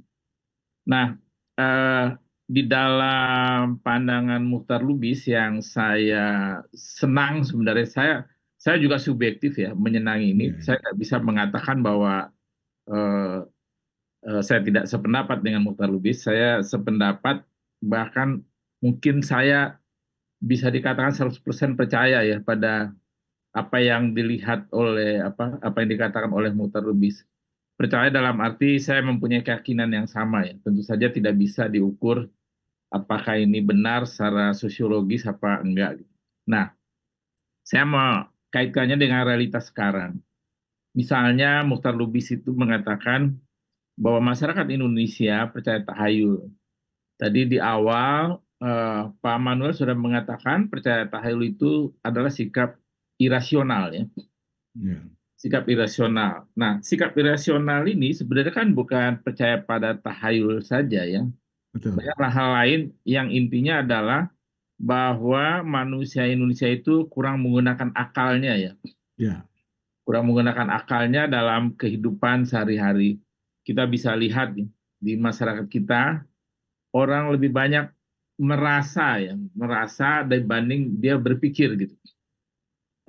Ini contoh yang saya alami sendiri. Dulu saya pernah bekerja yang karyawannya 50% asing dan 50% Indonesia. Ya.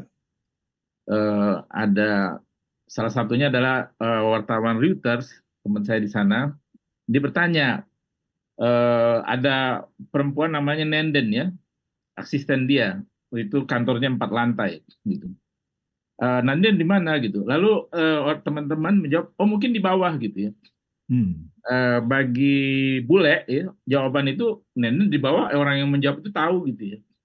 Gitu. Tahu bahwa Nenden itu di bawah, lalu dia ke bawah. Ditanya, Nenden di mana? Oh dia mungkin di atas. Kesel banget kan dia. Dia tidak mendapat jawaban pasti di mana Nenden. Itu adalah mereka tidak mengatakan apa yang dilihat, tapi dia merasakan Nenden mungkin di atas, dia bilang aja di atas gitu kan. Nah itu menurut saya salah satu contoh bahwa kita itu irasional ya. Ya. Kalau misalnya dia rasional, dia bilang saya nggak tahu gitu. Tapi dia bilang mungkin di bawah gitu kan. Itu juga terjadi kalau kita nanya alamat di jalan itu sebelum ada Google Map, dia jawab aja kan.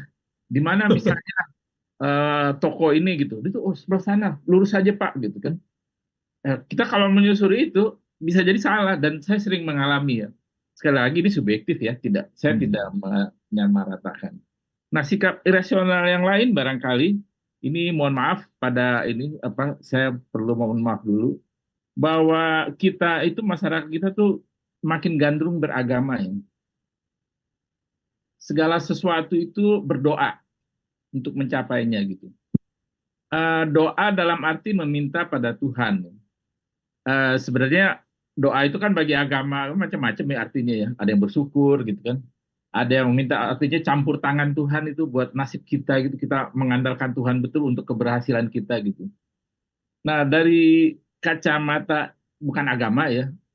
Dari kacamata sekuler ini kan namanya irasional ya. Dan jumlah itu banyak banget. Bahkan doa itu sekarang masuk jadi mata acara negara, acara apapun dimulai dengan berdoa. Kemarin di RT saya sini ada pertandingan gaple satu malaman ya, 17 Agustusan, dimulai dengan berdoa. Gitu. Pertandingan gaple yang mestinya itu agak jauh dari agama ya mestinya gitu ya, dimulai dengan berdoa. Dan berdoa itu semakin di WA group juga ya. Semua orang berdoa di situ ya. Seolah-olah Tuhan jadi member di situ gitu. Nah, bagi saya itu adalah sikap irasional lah ya saya katakan gitu ya.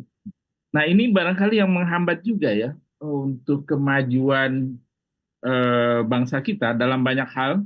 Kita kan tertinggal nih ya. Tadi sudah disebutkan oleh Pak Hakam bahwa kita dalam banyak hal itu tertinggal, tidak ada yang membanggakan dari Indonesia ya, tapi saya tidak separah itu mengatakan masih banyak lain yang membanggakan dari Indonesia, misalnya para perempuannya cantik-cantik itu membanggakan juga ya. Gitu.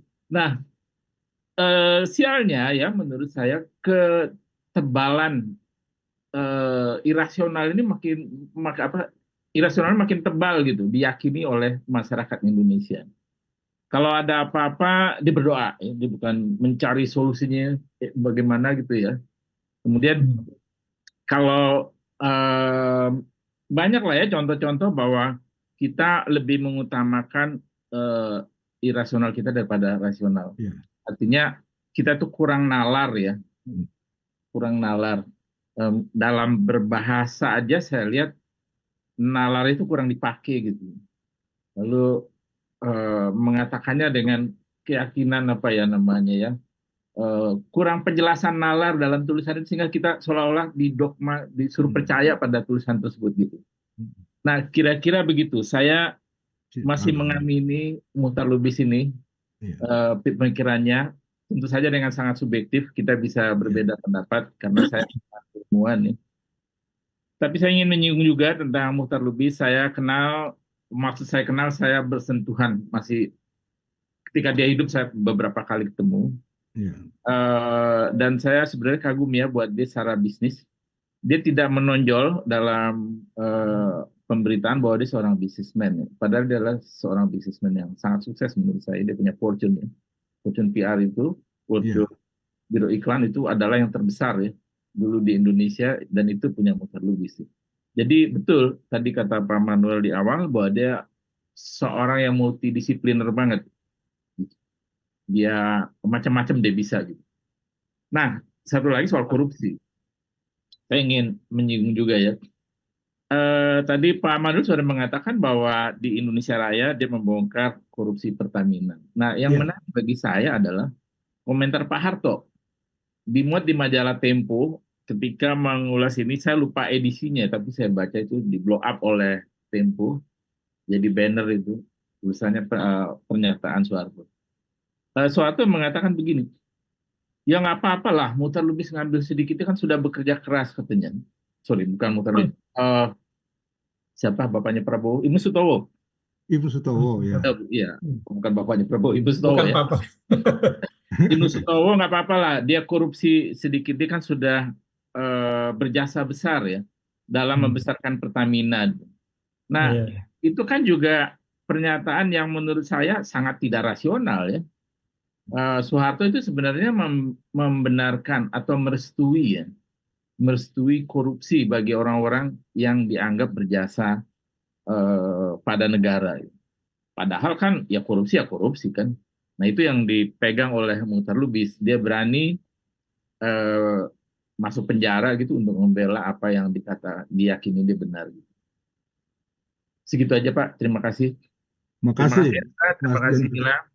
Bisa langsung ditanggapi ya, Bung Irfan? Ya, silakan Pak Manuel.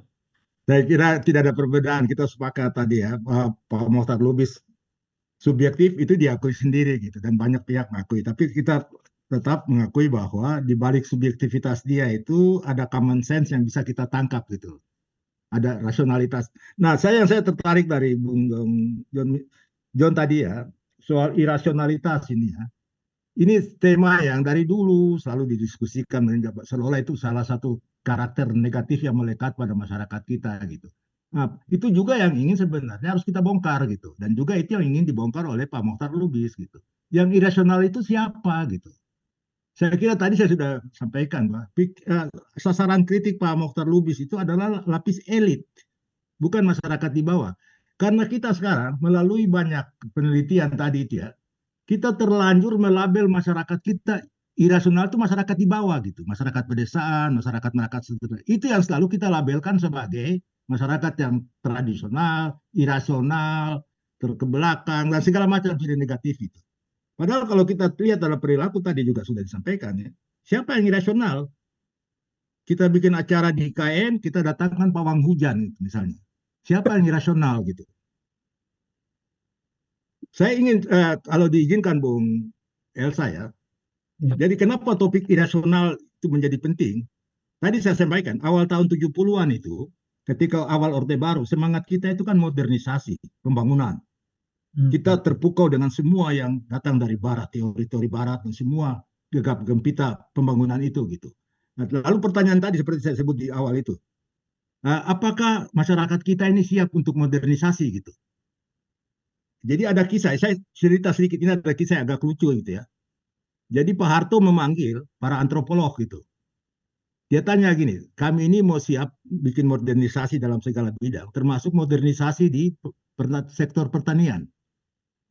Nah, mayoritas rakyat kita ini hidup di sektor pertanian, dan Pak Harto itu sangat concern kepada kehidupan petani, yang mayoritas. Apakah mereka siap? Lalu para antropolog sebagaimana biasa, para sosiolog ini, kami harus riset dulu Pak. Oke, silakan Pak kalian buat. Jadi dibuatlah kerangka desain, research desainnya, pertanyaan-pertanyaannya, kuesionernya, kasih ke mahasiswa, turun ke desa, pedesaan gitu. Bagaimana coba lihat cara bertanya mahasiswa dan para ilmuwan ini kepada para petani di desa itu? Mereka memakai kerangka Clark-Hunt itu, kerangka kebudayaan ciri-ciri manusia modern yang dibuat oleh Clark-Hunt dan beberapa ilmuwan lain. Kan itu urusannya. Paradigma yang dipakai itu adalah mempertentangkan antara tradisional dengan modern. Seolah-olah itu dua hal yang dikotomis gitu. Semua yang tradisional itu mengandung ciri-ciri negatif yang disebut tadi, irasional, tahyul, tidak kerja keras, tidak menghargai waktu dan sebagainya. Sementara yang modern, rasional, menghargai waktu, kerja keras dan sebagainya itu. Jadi dikotomi itu sudah tertanam di kepala para ilmuwan ini. Ketika mereka turun ke pedesaan, ke petani, pertanyaan itu yang diajukan. Misalnya tadi konsep waktu. Pak Tani, Anda bekerja berapa jam sehari gitu. Petaninya jawab, ya enggak tentu, suka-suka saya gitu. Nah, dia langsung contreng, ini irasional, tradisional ini, tidak menghargai waktu gitu. Kalau Bapak punya uang, keuntungan tani itu Bapak investasikan kemana? Dia bilang, ya enggak, saya beli kerbau. Dia cantreng lagi nih, ini tidak bisa menggunakan uang gitu. Untuk meningkatkan produksi pertanian Bapak pakai sarana produksi apa? Ya enggak, saya kasih sajen buat Dewi Sri gitu. Tambah lagi ini irasional, tahyul gitu. Jadi setelah diurut ke bawah, memang iya setelah hasil penelitian itu, pertanyaan itu diurut dan dibuat kesimpulan di bawah. Kesimpulannya petani kita di desa, masyarakat kita di desa memang belum siap untuk modernisasi gitu. Karena dia tradisional, dia tidak menghargai waktu, dia masih tahyul, dia untuk tingkatan produksinya dia kasih sajian Dewi Sri di sawah gitu. Bayangkan penelitian seperti itu lalu memberi cap masyarakat kita itu belum siap untuk pembangunan, belum siap. Setelah diteliti, tadi kalau kita secara epistemologi pertanyakan asumsi-asumsi dasar di balik teori-teori yang mereka pakai, kita akan lihat bahwa begitu banyak kebohongan di sana. Petani Jawa itu bekerja dari jam 5 pagi sampai jam 5 sore, sampai matahari turun. Cuma dia tidak pernah mencatat berapa jam sehari gitu. Tidak ada tradisi mencatat ini. Jadi itu dengan sendirinya terbantahkan bahwa dia tidak menghargai waktu. Dia menghargai waktu. Dia memberikan sajen kepada Dewi Sri itu. Dia naruh makanan di sawah. Ular sawahnya datang hadir. Dan karena ada ular sawah di situ, tikus-tikus hama itu pergi gitu. Itu ada rasionalitas di balik itu gitu. Ketika dia tanya, taruh uang Anda invest kemana? Saya beli kerbau. Karena nilai kerbau itu dari waktu ke waktu itu naik gitu. Jadi sebenarnya kita yang keliru, yang kita anggap irasional ini, di balik itu ada hal-hal yang rasional gitu. Cuma kita terlalu tidak punya cukup kerendahan hati untuk mengakui bahwa dalam masyarakat kita ini mereka punya local genius, punya local wisdom yang kita sendiri tidak hargai gitu. Karena kita pakai referensi kacamata yang salah untuk menilai mereka gitu. Ya. Saya kira itu jadi soal irasional itu kita harus hati-hati gitu. Saya kira itu aja tanggapan saya. Ya. Ya, silakan Mila ini mungkin. Ya, Mas Elsa. Di kolom chat ada beberapa respon ya Pak ya. Saya bacakan ini salah satunya. Ini dari Bapak Hendrik ya. Pak Hendrik bilang bahwa masalah kita hari ini adalah tidak sedikit dari para wartawan yang pesan perasaan. Berita yang diturunkan cenderung tendensius katanya. Untuk mengglorifikasi kekuasaan. Jadi kritik dari media agak pudar. Seperti sedang terbawa oleh materi dan kemewahan. Jadi hari ini salah satu media yang berani hanya Tempo katanya. Nggak banyak yang lain. Karena itu dia berharap sekali agar hari-hari ini terlahir kembali Mokhtar Lubis yang lain gitu. Itu kata Bapak Hendrik ya. Nah, menyambung dari ini Pak, ini betul ya kita juga melihat ada banyak media yang sekarang banyak sekali media baik online khususnya gitu ya. Semua orang bisa bersuara. Nah, mungkin pertanyaan lanjutan dari Pak Hendrik ini adalah kira-kira langkah konkret apa nih yang bisa kita lakukan untuk mengembalikan semangat idealisme wartawan itu supaya nggak tersandra lagi dengan kekuasaan. Jadi bisa makan tapi juga tetap idealis, kira-kira begitu. Lalu yang saya juga secara pribadi nih Pak ya mendengarkan tadi, menyimak yang kita kritik ini kan kata Bapak adalah elit sebetulnya, bukan masyarakat kelas bawah gitu ya. Tapi bukannya para elit ini berasal dari masyarakat bawah sebagian besar awalnya.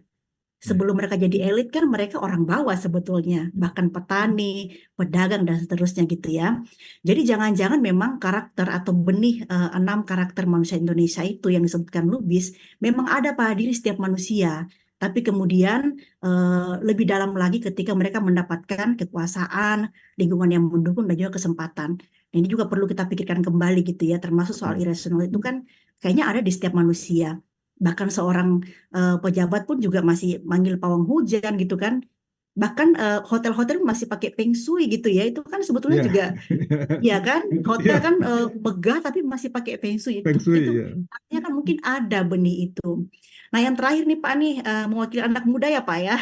Ya. Nah, semangat Mokhtar Lubis itu kan sebetulnya kalau saya lihat Pak di teman-teman muda nih karena sering ngobrol dengan mereka, itu tuh masih ada semangat itu pada anak-anak muda saat ini, milenial sama Gen Z itu. Misalkan mereka masih banyak yang idealis, kecewa melihat elit politik yang suka flexing nih di media sosial ya Ya. dan nggak adil gitu misalnya.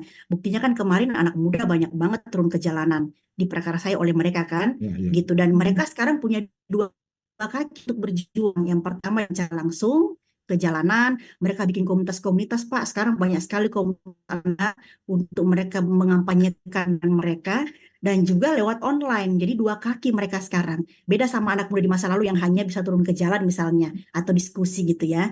Jadi semangat Mokhtar Lubis itu masih tumbuh nih, masih ada pada anak-anak muda saat Ya. ini kalau saya lihat ya gitu. Nah, mungkin PR-nya adalah bagaimana mempertahankan konsistensi mereka nih anak muda. Karena ternyata sebagian dari mereka ketika mendapatkan kekuasaan, ternyata sama aja dengan elit-elit yang sudah lebih dewasa gitu ya. Contoh misalkan salah satu partai PSI misalnya, kemarin dianggap sebagai representasi anak muda katanya, menurut mereka. Ya. Tapi ternyata ketika dapat kekuasaan, sama aja dengan elit yang lain. Nah, itu Betul. mungkin bagaimana pandangan Bapak nih terkait dengan itu. Iya, iya, iya. Ya, terima kasih Mbak Mila ya. Sebelumnya Pak Hendrik ya tadi ya. Hendrik, Ya, saya soal kira wartawan. sepakat itu kritik media kita sekarang pudar gitu ya. Kalau kita boleh buat semacam ringkasan gitu ya, kita tahu bahwa perjalanan pers kita ini memang berkembang sesuai zamannya. Era Pak Mokhtar Lubis itu era yang disebut pers perjuangan. Pers yang memang dari lahirnya itu lahir karena melawan kolonialisme gitu. Dan generasi itu terbawa sampai tahun 60-an gitu. Pers itu pers perjuangan gitu. Mereka mendirikan pers karena komitmen politik gitu. Sesudah itu kita tahu bahwa pers dari pers perjuangan, pers yang idealis, berubah menjadi pers industri gitu. Pertimbangan komersial menjadi sangat dominan gitu ya. Harus iklan yang banyak, pemberitaan itu harus hati-hati. Tadi saya kira di awal juga sudah disinggung Bu Elsa itu ya. Koran tempat saya bekerja dulu itu oleh Pak Rosian Almar itu dia bilang jurnalisme kepiting. Gitu. Jurnalisme kepiting itu dia jalan kalau ada tembok dia mundur gitu. Jadi era itu ada, tapi orang semacam Mokhtar Lubis itu yang memang langka gitu. Ketika pers perjuangan berubah menyasup ke pers industri, barangkali dia yang tersisa itu. Tokoh semacam dia. Di era ketika pers sudah jadi pers industri, tidak ada lagi orang itu. Pak Mokhtar itu representasi terakhir dari pers perjuangan gitu ya. Tapi itu oke, itu sudah masa lalu. Sekarang tadi konsekuensi dengan perkembangan zaman tadi dari pers perjuangan ke pers industri. Sekarang kita lihat pers industri pun dulu kan dominasinya kan pers media cetak, media konvensional. Sekarang sudah berubah dalam waktu hanya 1 dekade ini. Semua yang namanya media konvensional tidak hanya di Indonesia, seluruh dunia tumbang itu. Jadi itu era sudah berakhir itu, era media konvensional itu. Sudah berakhir. Ada yang tersisa sekarang, hitung aja nanti tidak lama lagi, 1-2 tahun satu persatu akan hilang semuanya itu. Ya, kita sekarang masuk di era baru betul yang tadi disampaikan, era media digital dengan segala konsekuensinya gitu. Kita akan harus mempertanyakan kembali semua asumsi-asumsi yang kriteria-kriteria yang kita anut selama ini. Wartawan, misalnya. Dulu kan wartawan profesional. Sebelum dia bekerja di suatu media, dia harus terdaftar di PWI, dia harus punya kriteria-kriteria tertentu yang etika sebagai jurnalis itu dipegang kuat. Sekarang kita masuk di era ini, semua orang bisa jadi wartawan, kan yang disebut citizen journalism. Semua orang bisa jadi wartawan, lalu siapa yang mengontrol etika itu? Siapa yang mengontrol ini masing-masing orang punya media online dan semua orang mengejar clickbait gitu kan, sebanyak-banyaknya gitu. Jadi memang zaman berubah gitu. Kita tidak bisa lagi menganggap apa membandingkan atau mengharapkan masa itu kembali gitu. Memang ini sudah berubah gitu ya. Tetapi tentu kita optimis tadi seperti digambarkan oleh Mbak Mila tadi ya. Spiritnya Pak Mokhtar Lubis itu masih ada di generasi muda sekarang gitu. Dan itu yang mungkin bisa kita tumbuhkan walaupun kita tahu ada banyak hambatan yang sebentar ingin saya jelaskan juga gitu. Pertama sebenarnya prospek itu ada. Kita tahu tadi ya, tadi ini fenomena universal, bukan hanya Indonesia. Kita sudah masuk di era media digital. Dan media digital ini menurut survei itu adalah orang-orang muda gitu. Para pelakunya itu, pengelola dan pelakunya itu orang-orang muda. Dan dalam kasus-kasus tertentu mereka itu pelopor terhadap perubahan. Kita ingat Arab Spring yang terjadi di Arab tahun 2010 yang kemudian menggelora dalam waktu singkat membuat banyak rejim-rejim otoriter di dunia Arab tumbang 5 negara. Itu kan dimulai dari seorang pemuda di Tunisia melalui media digital itu. Ketika dia membakar diri dan teman-temannya membuat share itu melalui media online, itu dampaknya dari Tunisia merembet ke Libya, kemana-mana gitu. Mesir. Jadi, artinya media digital di kalangan anak-anak muda ini dahsyat gitu loh. Bisa positif, bisa negatif. Kita lihat di Eropa, sekarang yang disebut fenomena post parliamentary politics itu. Demokrasi sekarang tidak lagi mengandalkan kepada partai, karena dianggap partai ini tidak lebih extension dari kekuatan-kekuatan oligarki, maka berkembang di luar itu apa yang namanya political agency. Kelompok-kelompok penekan di luar masyarakat, di luar parlemen, itu memakai media digital sebagai sarana perjuangan mereka. Gitu. Dan itu punya hasil, mereka mampu menghimpun ide-ide, menghimpun isu-isu, lalu bagaimana isu itu dikembangkan, dikemas, dan dilempar ke publik, dan itu membuat suara mereka jauh lebih didengar, direspons oleh masyarakat dibanding suara partai-partai politik. Itu di Eropa, dan saya kira nanti kita juga akan mengalami di Indonesia gitu. Dan sudah mulai gitu kan. Dan sekarang kan ada istilah apa? No viral, no justice itu. Kalau tidak dimuat di media sosial, ya nggak ada respons gitu. Artinya era baru yang sekarang kita sedang masuki ini, era yang namanya demokrasi digital. Demokrasi digital ini based on media digital. Dan kebanyakan pelaku media digital ini adalah kaum muda gitu, orang-orang muda. Gitu. Nah, problemnya saya kira tadi digambarkan oleh Mbak Mila itu. Itu problemnya kita hadapi sekarang. Kita sekarang ini menurut kajian yang beberapa buku yang tadi saya sudah sebut tadi, Thomas Power dan Eva Warburton, dan terakhir Markus Mitzner misalnya, dia menggambarkan dalam 5 tahun terakhir ini kita ini seperti kembali ke era Orde Baru gitu. Ada beberapa karakter yang mirip yang dia sebut sebagai state corporatism gitu. Negara begitu dominan, dia mengkooptasi semua kekuatan-kekuatan di dalam masyarakat gitu. Itu yang disebut state corporatism. Dalam struktur seperti ini, ketika negara begitu dominan, civil society itu melemah. Dan pers media itu bagian dari civil society gitu. Iya. Jadi kalau pers sekarang lemah, bukan hanya pers, kampus yang dulu salah satu sumber kekuatan alternatif di masyarakat, motor penggerak di masyarakat, sekarang juga diperlemah. Kampus itu disubordinasi, para ilmuwan itu tidak lagi jadi ilmuwan, tapi jadi birokrat. Karena dia sebagai birokrat, dia takut kalau dia nggak dapat profesornya gitu.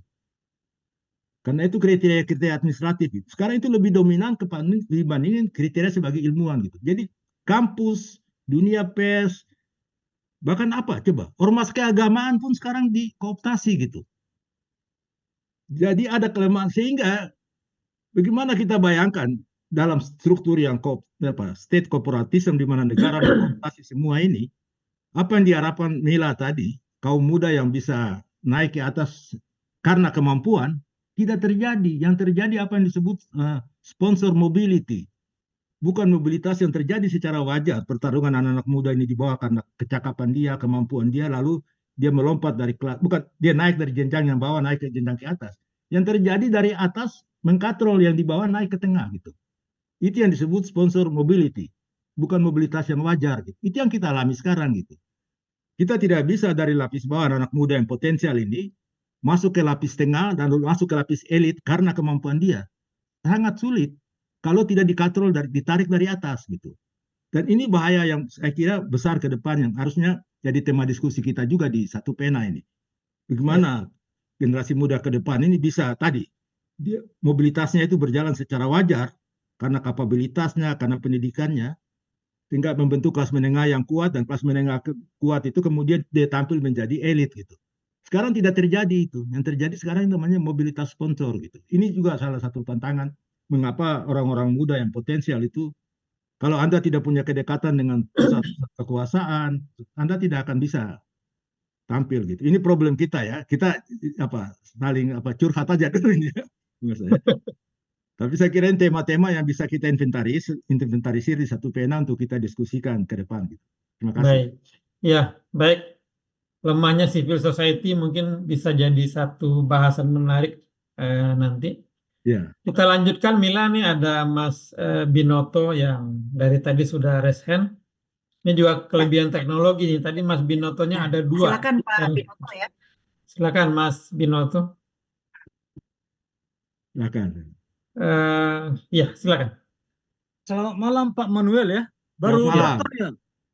Halo? Baru dokter ya? Ya.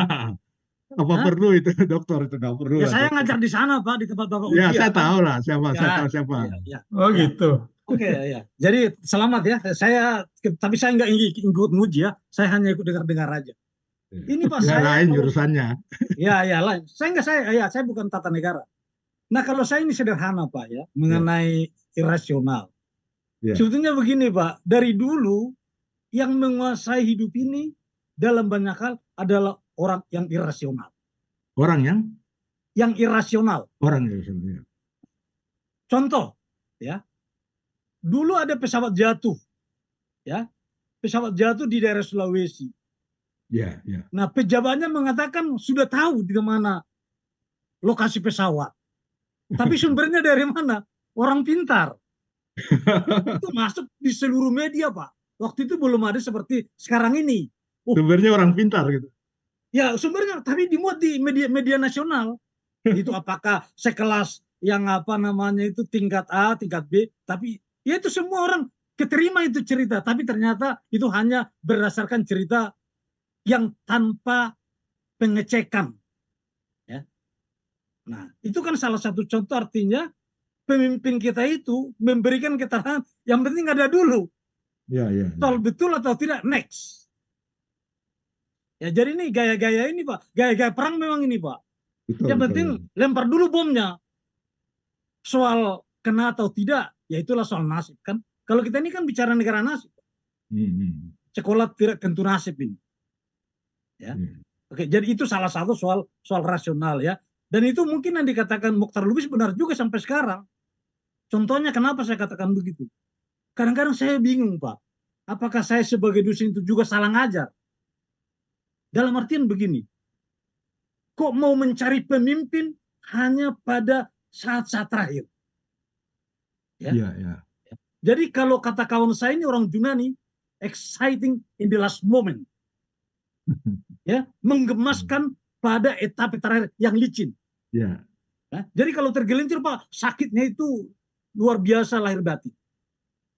Ya, itu soal irasional. Nah, itu mungkin yang dikatakan Pak Mokhtar Lubis, ya mungkin masih ada benarnya. Nah, cuma gini Pak, saya ada juga pertanyaan mengenai ini soal rasional irasional. Ya. Kan Pak Mokhtar Lubis itu menerima hadiah Magsaysay dari Filipina tahun 58 kalau nggak salah. Ya, betul. Ya, ditambah dengan uang kurang lebih $10.000 Amerika Serikat. Ya. Nah, tapi saya juga bertanya lagi Pak, saya ini tidak kenal beliau kecuali melalui karyanya. Dia mengembalikan penghargaan itu gara-gara ada orang Indonesia yang mendapatkan penghargaan yang sama. Pramudia. Ya, Pramudia. Nah, kenapa saya bertanya Pak? Kebetulan saya baru baca buku tentang Okomham. Yang ditulis David Tripp. Ya, David Tripp yang baru ya. Yang itu David Tripp itu, dan ada juga tentang terbitan komunitas bambu. Ya. Dikatakan di sana begini, ada dua sejarawan Indonesia yang sangat terkenal. Pertama Ong Kok Ham, yang kedua Pramudia Anantatur. Nah, pertanyaan saya, kalau memang Pramudia Anantatur itu termasuk sejarawan Indonesia yang terbaik, kenapa Bapak boleh jelaskan Kak alasan Mokhtar Lubis menolak hadiah Magsaysay itu? Itu apakah bagian dari irasionalitas atau memang bagian rasionalitas? Nah ini saya hanya ini aja Pak, saya hanya menceritakan fenomena. Mungkin Bapak orang lapangan yang sudah sekian lama di dunia pers bisa menemukan cerita-cerita yang kurang lebih sama. Ya itu kurang lebih Pak Manuel. Mohon maaf kalau pertanyaannya kurang fokus gitu. Makasih. Makasih Pak Binoto. Saya gini, kalau cerita Pak Mokhtar mengembalikan hadiah itu, saya kira semua orang udah tahu itu ya. Ya cuma kan di sini kan mungkin ada yang belum tahu Pak. Kalau Bapak bisa flashback gitu loh Pak, supaya kita juga bukan hanya saya kira itu bukan soal irasionalitas, tapi ini memang warisan perbedaan pendapat yang sudah terpola sejak tahun yang lama. Dulu kan kita ingat ada Manikebu ya, Manifesto Kebudayaan. Bagaimana para budayawan dan sastrawan seniman kita terbelah dalam dua kelompok ideologi yang berbeda gitu. Satu dekat kepada komunisme, Lekra, dan di situ ada Pak Pram di situ. Yang lain menganut paham humanisme universal, Gunawan Muhammad, Arif Budiman dan sebagainya, termasuk Pak Mokhtar Lubis gitu. Dan permusuhan lama itu sejak terjadi sudah sejak tahun 60-an. Itu terbawa-bawa sampai ketika Pak Pram menerima ini, Mokhtar Lubis memprotes gitu.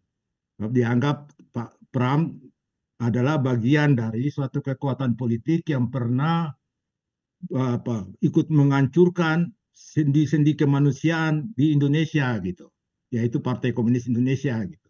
Sehingga dia menolak dan dia merasa kecewa terhadap itu dan mengembalikan hadiah Magsaysay yang dia terima itu gitu. Tetapi itu pun, saya kira Pak Binoto ya, itu era mereka. Kita beda lagi. Kita sekarang hidup ini, kita hanya mempelajari itu sebagai sejarah. Dan kita tahu dalam dunia sastra, saya kira nanti Pak Eka Budianta bisa menjelaskan juga.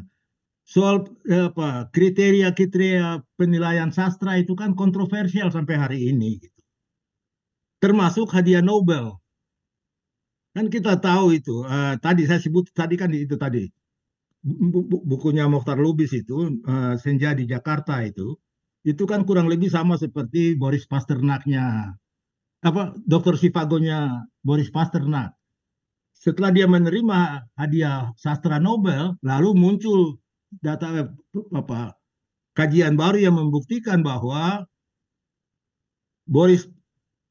karya Boris Pasternak yang namanya Dr. Zhivago ini menerima hadiah Nobel itu bukan karena murni penilaian sastra, tapi ada intervensi politik di sana. Gitu. Jadi masuk lagi kriteria-kriteria politik. Dianggap bahwa CIA dan Amerika bermain supaya karyanya Boris Pasternak ini, Dr. Zhivago ini muncul sebagai pemenang dalam rangka Perang Dingin waktu itu. Gitu. Jadi ada kriteria-kriteria politik yang saya kira itu juga sama debatnya mengapa Pak Mokhtar Lubis menolak mengembalikan hadiah Magsaysay ketika dia merasa kecewa Pram menerima hadiah yang sama beberapa tahun kemudian gitu ya.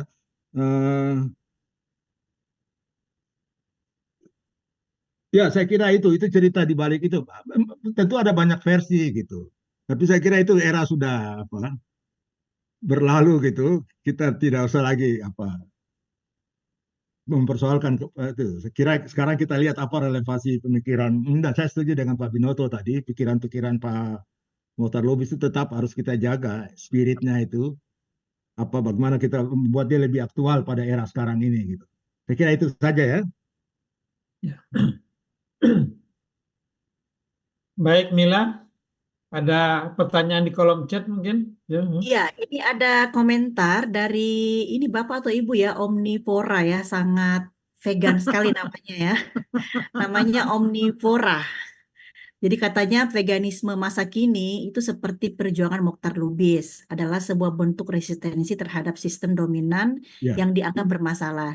Jika Mokhtar berani menentang korupsi dan penyalahgunaan kekuasaan, veganisme menantang eksploitasi hewan, kerusakan lingkungan, dan masalah kesehatan publik. Keduanya menghadapi tantangan besar dari kritik validitas hingga dampak sosial, namun tetap menjadi cara penting untuk menentang status quo dan mendorong perubahan. ya. Nah, itu pendapat dari Ibu atau Bapak Omnivora ya. Nama sebenarnya siapa nih? Ini sangat vegan sekali namanya ya. Ada komentar mungkin Pak? Ini bicara soal menyandingkan pemikiran Mokhtar Lubis dengan perjuangan pada isu lingkungan nih kayaknya. Iya, saya kira apa yang disampaikan Pak Mokhtar Lubis itu tetap relevan sampai sekarang, dan bukan hanya di Indonesia, di mana-mana pun, dan khusus buat kita tetap relevan gitu ya. Karena problem kita selalu itu, saya kira yang tadi selalu saya ulang-ulang tekankan itu, yang menjadi concern Pak Mokhtar Lubis itu bukan pada lapis masyarakat menengah ke bawah gitu. Concern dia itu selalu elit ini loh. Karena negara itu apa ya? Pengelolanya itu ya state, bangsa kita, pengelola itu elit gitu loh. Jadi apalagi dalam masyarakat yang sering dikatakan patrimonial gitu ya. Perilaku elit inilah yang selalu menjadi soal gitu. Saya kira kalau lapis bawah, saya optimis kok. Kita generasi baru, terutama generasi Mila ya. Ini kan generasi yang terdidik, generasi yang punya pandangan yang universal dengan semua generasi di seluruh dunia itu. Karena generasi yang kalau istilahnya Manuel Castells itu network society itu ya. Dengan alat-alat digital yang sekarang menjadi pegangan utama generasi ini, mereka terhubung dengan seluruh teman-temannya dalam usia yang sama di seluruh dunia, sehingga mereka punya share value yang sama gitu, cara berpikir yang sama, problem sama. Nah, bedanya pada masing-masing negara konteks politiknya beda-beda, rejimnya berbeda-beda gitu. Kita memulai reformasi dulu tahun 98 itu dengan harapan besar mengoreksi semua kesalahan-kesalahan yang juga dikritik oleh Pak Mokhtar Lubis itu ya. Pada masa sebelumnya, represi pada Orde Lama, Soekarno, Orde Baru, Soeharto 30 tahun lebih-lebih lagi, represif, otoriter. Kita masuk reformasi 98 itu kita semua menaruh harapan besar, ada perubahan. Ada perubahan besar. Nah ini ada Pak Binoto di sini, ini kan orang hukum kan. Kita melakukan 4 kali amandemen konstitusi itu maksudnya itu kita menata kembali kehidupan politik, kehidupan masyarakat lebih demokratis, lebih beradab, lebih lebih etis, menghargai. Nah, ternyata kita lihat setelah 25 tahun ini, setelah seperempat abad perjalanan reformasi sejak 98, tidak seperti itu gitu. Malah pada hal-hal tertentu kita malah terjadi setback, kemunduran gitu. Kebebasan yang mundur, demokrasi yang mundur. Kalau di Pak Binoto itu hukum yang mundur gitu. Hukum disubordinasi menjadi bagian dari kekuasaan. Padahal kita ini katanya negara hukum, Rechtsstaat. Segala sesuatu tunduk pada superioritas konstitusi gitu. Sekarang yang kita lihat yang terjadi adalah yang disebut legalisme autokratik gitu. Produk-produk hukum didesain untuk kepentingan kekuasaan. Jadi banyak hal yang kita mundur dibandingkan komitmen awal pada 98 ketika kita mulai reformasi. Jadi problem-problem kita masih di situ gitu. Setiap kali kita mau maju, langkah maju, mundur lagi gitu. Dan itu yang dikhawatirkan dulu oleh Pak Mokhtar Lubis selalu itu. Ini tanggung jawab elit ini, karena mereka ujung tombak di depan gitu. Sekarang yang kita lihat, ini kan kenapa kita kembali setback. Ini di lapis elit kita tadi saya bilang, mereka bikin negara ini sekarang masuk ya apa yang disebut state corporatism gitu. Semuanya dikendalikan seperti oktopus jari-jari gurita yang mengontrol semua gitu. Kelas menengah lemah, kampus lemah, pers lemah, bahkan ormas keagamaan pun sekarang dirangkul dengan kasih konsesi tambang kan, lemah semua gitu. Nah, itu problem kita gitu. Saya kira tema-tema diskusi satu pena ke depan ke sana gitu. Dan coba kalau ada Bung Denny di sini ya. Bung Denny ini ketua ketum kita ini ya. Tahun 80-an awal, dialah salah satu tokoh muda yang paling sering menulis bagaimana state versus society. Ya. Itu Bung Denny JA itu. Paling sering menulis itu. state versus society. Bagaimana state mengkooptasi society. Itu Orde Baru. Dan sekarang tampaknya terulang lagi sekarang ini state mengkooptasi society gitu. Nah, kita satu pena ini kan bagian dari society, bagian dari kelas menengah itu gitu. Itu yang harus sekarang menjadi, kita harus konsen bersama bagaimana kelas menengah ini kuat. Karena tidak ada demokrasi yang bisa berjalan, tidak ada perubahan yang berjalan kalau tidak ada kelas menengah yang kuat gitu. Kalau kelas menengahnya diperlemah, dikooptasi, ya seperti inilah keadaannya. Saya kira begitu ya Mbak Mila ya. Jangan pesimis, optimis lah anak-anak muda ini. Baik Pak Manuel, mudah-mudahan satu pena makin kuat walaupun dari kemarin agak sedikit gerah ya. Ya, kita lupakan yang kemarin itu. Kita lupakan, itu biasa. Pak Alex ini mungkin mau menambahkan, silakan Pak Alex walaupun baru gabung ya dari tadi. Ada Silakan Pak Pak Alex. Ya. Oh tidak ya. Mas Akmal kali mungkin. Pak Akmal. Kita sudah di penghujung waktu, tinggal 4 menit lagi, masih 47 orang yang bertahan. Udah nggak ada, Mas Akmal udah keluar lagi. Mas Akmal udah keluar. Kalau tidak kita tutup aja pertemuan ini dengan closing statement dari Pak Manuel tentang kesimpulan dari pembicaraan kita pada malam ini. Ya, pertama saya berterima kasih kepada Mas Elsa dan Mbak Mila yang sudah mengambil, dan satu pena yang sudah mengambil prakarsa untuk memilih topik ini gitu ya. Saya kira ini karena ini pertemuan awal, jadi tentu ada banyak kekurangan. Tetapi kalau kita bisa konsisten satu pena ya Bung Elsa dan Mbak Mila, tema ini harus kita lanjutkan. Mungkin pemilihannya tokoh yang lain. Tetapi yang kita bingkai di sini bukan tokohnya, tetapi semacam intellectual history. Bagaimana kita menggali kembali pemikiran tokoh-tokoh besar kita di masa lampau, gitu, di masa lalu gitu. Dari sana kita belajar tentang jati diri kita sendiri, sehingga kita tidak perlu setiap kali berbicara tentang politik, hukum, kebudayaan, kita merefer kepada pemikiran ilmuwan Barat. Kita punya tokoh-tokoh yang bisa kita belajar dari mereka. Gitu. Jadi dari sisi itu saya ingin menutup diskusi ini bahwa kita lanjutkan lagi dengan pemilihan tokoh tadi dalam konteks tadi itu intellectual history. Itu aja. Ya. Baik. Terima kasih. Terima kasih Pak Manuel. Kita akan catat, akan menurut berbagai sarannya tadi. Memang kalau kita lihat banyak tokoh-tokoh besar kita yang muncul setelah kemerdekaan yang memberikan gagasan-gagasan segar bagi bangsa ini, dan mungkin tidak lagi muncul tokoh-tokoh besar seperti dulu ya, kalau kita bandingkan dengan sekarang. Dulu kita lihat banyak pemikiran-pemikiran intelektual yang luar biasa, ada dalam tanda kutip Agus Salim, ada di tahun 70-an ada generasi emas pembaruan Islam, Nurholis Majid, Abdurrahman Wahid, itu luar biasa besar pengaruhnya. Di kalangan Kristen ada Pak TH Sumartana, ada Romo Mangunwijaya, dan lain-lain. Kita tutup pertemuan ini, kita akan bertemu lagi Kamis depan dalam tema yang agak berbeda. Semua pertemuan ini kita rekam dalam YouTube webinar Satu Pena, nanti kita share di berbagai media sosial. Silakan Bayu ditutup pertemuan ini. Untuk minggu depan Mas Elsa, kita sudah ada topiknya, jadi buat informasi buat teman-teman semua. Jadi Kamis depan kita akan bicara soal naskah kuno, apa sih gunanya. Nah, yang bicara adalah Profesor Oman Fatur Rahman. Jadi minggu depan menarik banget juga nih topiknya nih, bicara soal naskah kuno.